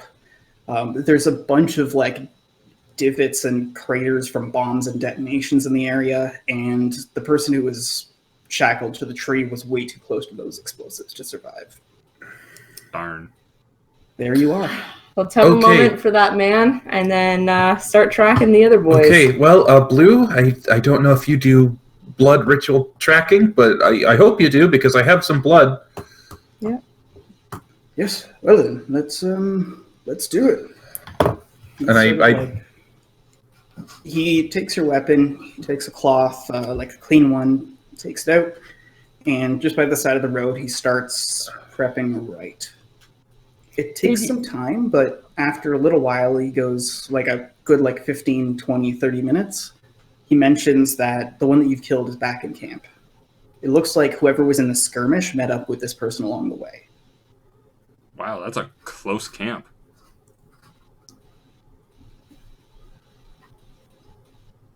Yeah. So, what you doing? Tracking them. Yeah, we got a track. All right. You guys start following Blue's magic. You make your way down the road, around into the corner, and up a logging trail until you get to close to where you are. Close to where you suspect them to be, rather. The magic starts to fade once you get close enough, and you can see that there's a turnoff with some stamped down brush that goes down into a hollow or a clearing of some sort. Okay. So my guess is that they're down there somewhere. Can I roll sleuth to see? Like, this guy's injured. Is there blood anywhere from him dripping, or? You wouldn't be able to find any by now. It's late at night. Okay, it's dark now. Okay, well, I say we sort of did my sneaky part of the plan. Let's run in and sort of take this Reginald style, I think. They'll be ready right now. We should move when they'd be asleep, when the watches would shift over. I think so too. Right around dawn. Okay. So do we want to stake out a bit of a campsite here? Yeah, a little bit ways away, but close enough that we're not far, but far enough that we're not close, you know? The closer we are to danger, the further we are from harm. Okay. Albion and Red sort of look at you guys and go, "No camp. We just get somewhere quiet, and wait." Well, yeah. Yeah, absolutely. I mean, yes. All right, you guys pull off to somewhere that you're pretty sure they aren't going to go. You tie up your horses and you get low and quiet. By now Perfect. it's late and 2 hours pass quietly until you start to hear the din of their camp getting a bit quieter. You hear the barking of commands gets a little bit more sparse, and the crickets start in the early dawn before the sun comes up. Okay. I look at Reginald. You think now? Now Yeah. would definitely be the time they would be preparing to shift. Okay, on your mark. Go. All right. right, you guys move into formation and quietly start making your way towards their camp. Why don't y'all open up the grid screen here? Kerchow! Great Sorry. screen. Good screen. Here. Put down some boys. Oh goodness. Why is this? Okay. Do you want me to do it? Yeah, that'd be really helpful. Okay. Why can I not? You have to. Yeah, there you go. I see. Oh, goodness. I like that my mouse shows up on things. Oh no, I can't read that on the stream. That doesn't show up. Okay. And Chelsea, if you could just move the character sheets over here, then we can. All right, you guys, well, you see what you see. Okay, so I'm going to presume you guys aren't there. That's just where I put you so that you're on the map. You're coming off the edge of the map. and these are barrels, I'm assuming, in front of us. Nope, that's roll 20 things. If you like right or single click off to the side, you'll just not anything. Just click somewhere. Yeah, just click somewhere. Okay. Yeah, that's token information. Yeah, that's fine. Click there. Okay. I don't know. They were in a perfect spot. I thought there were barrels. No, that's just what happens when you click on a token. Yeah, let's click around on this. I assume this one is me. I'm not really sure though. Okay, what are you guys doing? Where are you approaching? Okay, we need our front line, which would be Reginald. Reginald, Elbjorn. Elbjorn, you. Me, not me. You have a shield, I have a but shield. Fine, but, you can be backline in case we get flanked. Yeah. okay. Absolution, probably. Reginald, Elbjorn, Absolution, I think should take front because Elbjorn has that shield. Yeah. You guys can click and move these tokens. Oh yeah, you're right. Is We move Corvo all of not them. joining us for the fight? Do I not have a Corvo token? I don't see a C. Corvo token. All right, give me a second. Where is this little bastard? There he is. Rollins. Yeah, Wow! We have 3 reds. 3 R's. Oh no, Corvo's there. Yep. Okay. Okay. Okay, so are these so that rectangle in front of us, is that a passable wall? That is a barricade. So Okay. you can climb over or sneak around it, but it's designed to be like patrolled and guarded. Okay, so do we want to send 2 groups, one left, one right, or do we want to all go in one group? We could cause a distraction with the group to the right, causing the group Okay. to the left to flank. I could throw a bomb over there. Okay, Vesta, Elmira, that's who else is sneaky? Rollins, do you guys want to go and create a distraction? Sure. I mean, I wouldn't Alright. call Vesta sneaky, but okay. Vesta isn't sneaky, but Vesta has 10 fire bombs. 10 fire bombs on her. I don't know which one's which, so I'm just going to grab a random one. Is that okay? Yeah. Probably. That's Elmira, Vesta, and I'm assuming Rollins. Yep. Yeah. My token is very similar in color to his, so That's not how it's spelled. That's is it? not at all how it's spelled. Just leave it. Okay. Okay, who's going where from the people who are still in the middle there? I think everybody here is like kind of going this way. Yeah. Yeah. Okay. In that case, as you guys approach, you start to see a little bit further ahead. I can't move him. Um, I can't move Corvo. It's okay. Corvo moves on his own. Corvo Okay. is his own. yeah. And my roll 20 is freezing. Okay, there we go. Yeah, she'll do that. You see a little bit further. I throw a bomb. Okay, What? so does everybody want to roll some sort of stealthy roll first so that you guys don't get caught exactly where you are? What would it be to roll stealth? That's up to you and how you're doing it. I'm moving very gracefully. All right. How That- graceful? If I had to put it on a scale, I would say 16 out of a possible 34. All right. Will you allow me to roll military tactics to see if there's a gap somewhere that I could just sit in?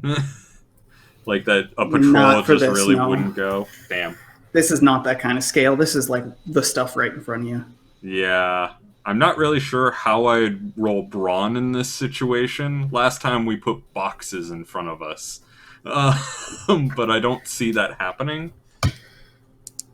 I got a 5 for grace, but I only need it for a moment until I can get over there and throw a bomb. Okay. So you guys are you're there and you're starting your approach when there's the snapping of twigs and shuffling that quickly becomes apparent. The person there on the edge of the encampment goes, "Hey, movement, movement!" Raises a crossbow and goes, "It's a campsite. Who are you? What do you want?" Which Not pointing at you, though. The only token that's visible right now. I see all tokens. Enemy token. Oh, okay. Yeah. Sorry, but he's raising at us then, I'm assuming. Yeah, roughly your location. As far as you can tell, the guy can hear you but can't see you. I go, wounded. In my best wounded voice. Performance? Yeah, roll perform on that. Can I assist by rolling convince? Yeah, he's really wounded. That's a 3. Really injured out here. Has to be convinced only if it's real. So that's a 3 for perform. Yes. So you go, "I'm wounded." And as that happens, everyone feel free to move around, get closer to where you need to be. You have an opening during this distraction, get a bit closer.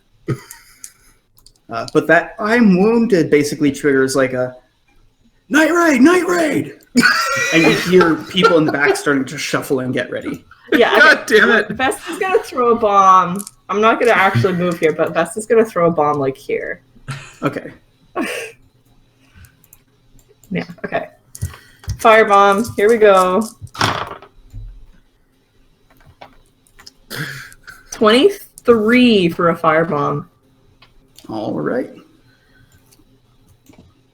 So with a 23, that's the fact that it's a firebomb illuminates some of the nearby area. Oh, Perfect. nice. Good throw. Oh yeah, I would have hit that guy. The guy behind this barricade is partially protected, but does still take the brunt of that hit. Okay. Meanwhile, Sounds good. where's everybody else going down there? So, how difficult would it be to get over this barricade? in One front extra of- square of movement. One extra square? Oh. Yeah. All right. So that's 1, 2, 3, 4. Off turn, before you can move further, when you hop the barricade, as an off turn, you get shot with a precise shot with the crossbow, or 19 precise. That would put me. I'll off turn to brace as I'm All right. climbing over. I do not take that damage. All right. It twinks off of your armor as you roll over the barricade. And following up with him. All right. If you guys can move the NPCs as well, that'd be great. Yeah, okay, are they all going to go over? Yep. I can't move Corvo. Yeah, Corvo and Steelfist are going to remain behind the barricade. Okay. I can't move Corvo, so... Yeah, I know, I'm changing. Sounds Should be good. I think, okay, after we throw that bomb, we're probably going to back up behind this thing. All right. With the explosion over there and troops coming over here, the other troops seem to be starting to awaken. People are moving into position and getting ready to attack.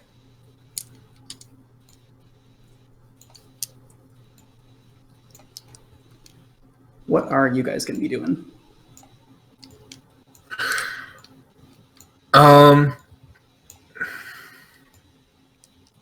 Well, I mean, it's never failed me before. I'm throwing a knife at V3. All right. For... Oh, man. It's 11. You got that 11. exact roll before. It embeds itself in the barricade. Thunk. Damn it. Absolution, Elbjorn, and Red would surge forward to basically be even with the barricade. Perfect. So they're going to surge forward to be even with the barricade. And I'm going to move... Hold on, let me just correct that. And I'm going to shell shock V3 All right. to push him right in front of Elbjorn. Our good buddy Elbjorn. And I'm also gonna... Oh, man, this dude's not having a good day. That is a 21 plus 6, 27 damage. All right. That's a heavy hit that knocks the dude towards Elbjorn, but Elbjorn doesn't have the same fighting spirit he did beforehand. He locks against this person with... Wow, I didn't with the realize rest I of the hit him shield wall. He goes flying across the room. Jeez, Reggie's so strong. As that happens, this guy's retreating, and he goes, "Coming this way!" You start to see a little bit more of the camp in here. Vesta and company, what are you guys doing back there?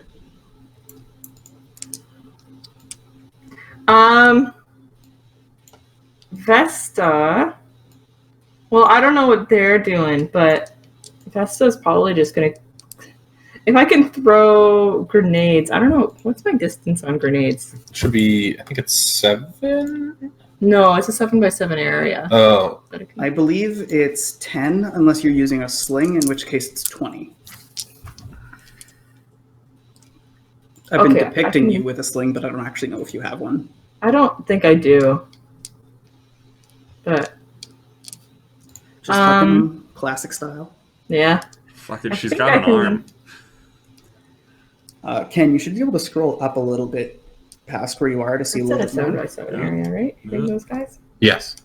I screwed that up, and now I've lost my mouse. Where's my mouse? There it is. Okay. There we go. See some more peeps. So what's Vesta and company doing? Vesta's going to throw poison grenades. Is it 3? I threw 3 of them? Yep. So can I throw 2 at one person? Yep. Okay, so I'm going to throw 2 at R5 and 1 at R4. All right. And these are poison grenades? Poison grenades, yes. All right. Not a very good roll. That's okay.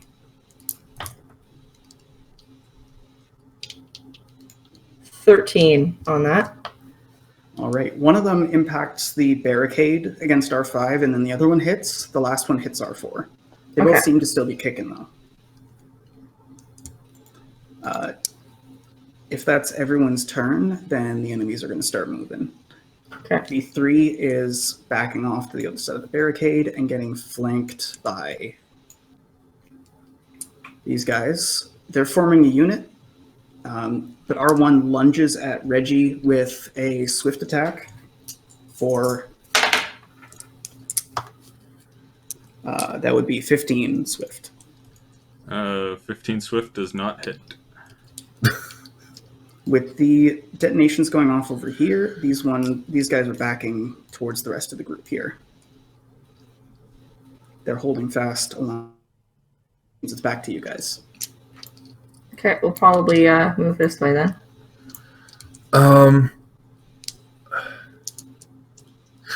Using my tactical, I ask Reggie if he can use his Reggie, can you use your big shell to disrupt that unit?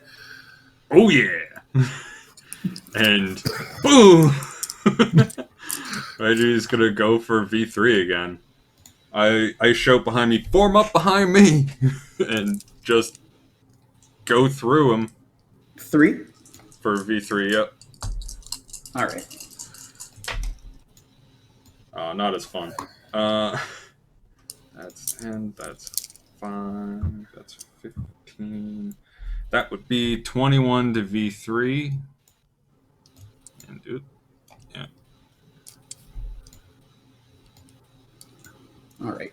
Milton reaches over the barricade here and throws this guy behind the line, where Trunk swings his greatsword at him.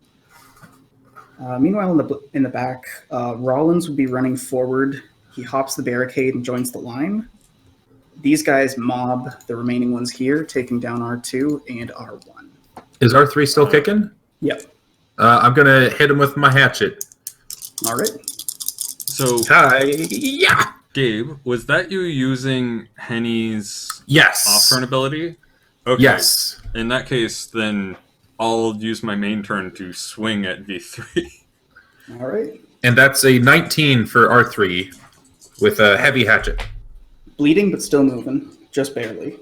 Elmira finishes the job. That's another 20 heavy, I'll say. All right.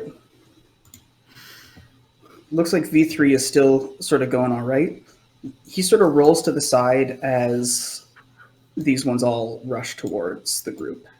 They heave over the barricades, and you hear this one in the middle, the big guy that was fighting you earlier, Reggie, go, "Swarm him!" And these guys start running in. This is, and I say, Reggie, retreat! I do have all my movement, so Okay, thank God.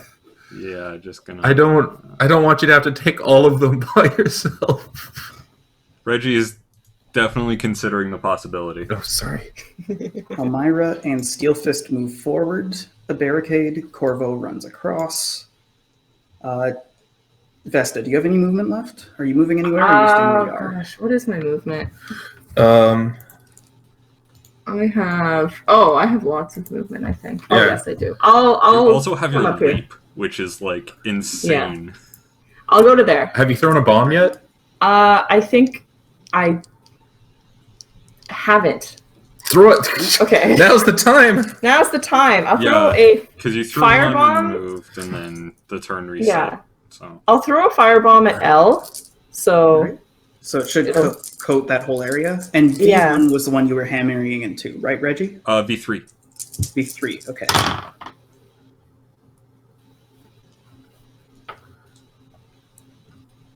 $18 for a firebomb. All right. That's all it takes to take down V3. The rest of them are still kicking, though. Anyone else taking actions? Nope, that's it for me. Okay. Yeah, that's it for me. They move to swarm.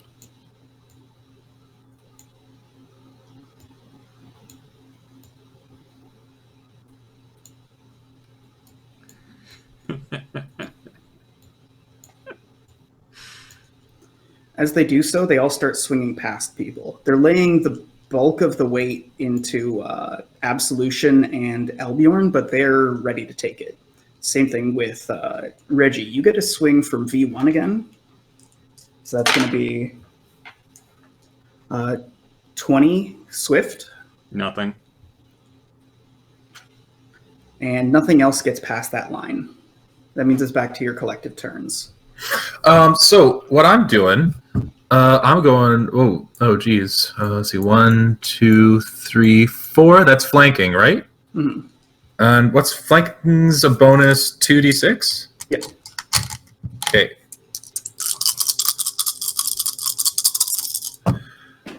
Let's see, that's 10, 22, 25. All right. Heavy hatchet. You dig with your hatchet right into the back of this guy's helmet, and it creates enough of a divot and a visual splurt to let you know that he's down. As that happens, Ludwig screams, "Retreat! Triple time!" And they all turn and bolt around the corner. Jesus. Oh gosh. I've checked, they have the speed. Okay. I know, but as you're doing that, I really just want to swing at L as he's leaving. He's using an off turn, so he's out of range by the time you swing. Bugger. Okay. Let's move forward. All right. Keep in mind your movement. So Absolution can run real fast, but the rest of them are. I got 5 movement. I've used 3 so far, so I still have 2 more. I could get across this log. Can I Or use? plumb up right here. Now, can I use? I'm trying to think, because we can just barely see around that corner. Mhm. I'm saying, Vesta, see if you can lob a grenade over the cover. Is that something grenades can do? Yep. And hit them when they can't see us. I don't have line of sight, right? Which means you'd basically be guessing as to what's in the dark there. Can Yeah. I roll sleuth to help with that? No. Damn. Like, Yeah. Can I roll? Penny, Not Penny unless- just goes into a wait. Sherlock Holmes. Wait. Not unless you use your militactics, or not your militactics. Yeah, sure. I'll do that. Okay. In that case, you can direct Vesta where to fire or where to. All right. I'm licking my thumb. I'm holding it up to the wind. Penny Vision just goes into the calculations of speed, distance, like what was their acceleration when they were going around the corner? What's their velocity? So, that's a 20. It's like Sherlock Holmes vision, except for just really focused on how juicy everyone's asses are for some reason. You have a good idea of where to throw. Okay. Okay. I will throw my grenades as directed. Up. A little bit forward. Your grenades or your bombs? Was it a grenade that you told me to do, or a bomb that you told me? I was thinking a big old bomb. Okay, big old bomb then. Which one? Do you want a firebomb? Yeah. Okay. Light them up. You light 'em 16. up. 16 for a firebomb. All right. That takes down this dude, and this dude. Oh, I don't get revenge against L? Damn it. I wanted to have a revenge showdown against L. Are you guys doing anything else on your turns? I use my attack and my movement. So actually, I still have a bit of movement, so I can go 1, 2. I think that's it though. That means these guys, if I'm calculating correctly, can make it to the edge of the map. So they turn a corner past where you soon discover is like a back entrance out of the layer, and they're off into the woods. So we lost 2. Yeah. I immediately start checking the tents for any stragglers. It looks like you're clean. There's nobody else in there. Once you do your calculations, you're short some of them, but I can tell you basically how much money you've made. Okay. So in total, you've racked up, that would be 500, 600, 780 gold. That's Okay. more than enough to pay for some oranges with whatever credits left. The question is, do you take the time to count after? Oh, we're bolting. We're still going after. Is there a mental skill I could roll to like count how many people out of the? Because we know how many people we've killed so far, and we know how many people there were bounties on. Like, can I roll to calculate that? Like, with quick math, you reckon that you can't be short more than like 200 on your suspected payoff, and okay. So you might be able to make this, you might not, as long as they're not really important people that disappeared. Well, I say we run after them. How fast can they be? I'd say, yeah, a couple of us run after them. I start sprinting. Why not And get the I- horses? Would we be? Steelfist, Absolution, and Elbjorn are all off running while everyone else is whistling for the horses. Yeah, I'm getting heads. I'm 100% signaling for the horses to come. All right, so Henny, you're running after them. You have Steelfist, Absolution, and Elbjorn with you. I'm going to basically have them, if you want to describe yourself running through the woods, feel free to describe them as well. You are at the edge of this clearing where you wind off into a logging trail. There's a fork, but you hear someone panting and the sort of rustling of leaves off in one direction. Oh, in that direction, boys. Let's get them. All right, are you using any of your skills? Are you using any abilities, or are you just running at a steady pace? I'm using sleuth whenever, like, to try and track them down. But it sounds like I already have an idea where they're going. So, yeah, no. I'm sprinting. If we're still in combat and I have off turns, I'm using those to sprint. But, like, Okay, do you want to roll Grace? Sure, I would love to. You need a 25. A 25? Easy money. I actually can't get a 25 because I have 0 physical. I got close, though. That's a 19. So All right, do you want to take 6? that 6 damage? Oh, yeah. Hell yeah, I'll take that 6 damage. All right. All of you guys Boys, are this running is- at a dead sprint, and you're catching up fast. One of them, who was already bleeding, has tripped, and you've caught up. There's 2 or 3 people who could stick around to finish this one off, but the rest of you will have to run after the last one. Yeah, I'm. Who's all with me? Steelfist, Absolution, and Elbjorn. Okay, I'm asking Elbjorn if he can stay behind and finish this dude off. And the rest of us are sprinting. All right, so you just go Elbjorn, and Elbjorn dives after this dude and wrestles him to the ground, and you can see splurting of blood before too long, but you don't take the time to check back. At this point, you've left the actual trail. It's petered off. This is an old disused one, and you can see a couple like snapped branches, but you can more than anything hear like the whoosh and woof of someone trying to go right through dead brush. If you want to roll Delicate, you might be able to flip your way past this area, unless Henny wants to hand it off to someone else. Oh no, I'm rolling Delicate. An 8. So as people are running forward, Henny, you trip. Meanwhile, Absolution and Steelfist run past you. You're scrambling up while they're ahead of you. What are Steelfist and Absolution doing to hunt this guy down? By now, they're further ahead in another clearing where this guy basically is about to go for a cliff towards a river. I feel like Absolution should move to cut off, whereas Steelfist would just fucking go straight at them. yeah, Steelfist would go straight up. Steelfist honestly has a gun and magic. I feel like Steelfist would try and kill this guy at long range, like if he can see him. Yeah. So Absolution is running, and right at the edge of the clearing, Steelfist kneels down, raises the bolt, puts in the cartridge, aims, and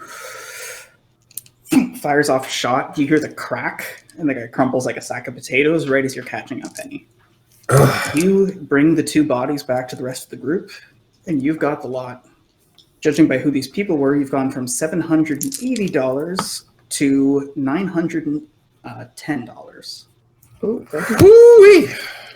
Or gold, rather. 910 gold, which would be more than $910. Oh man. Okay, I'm gonna catch my breath.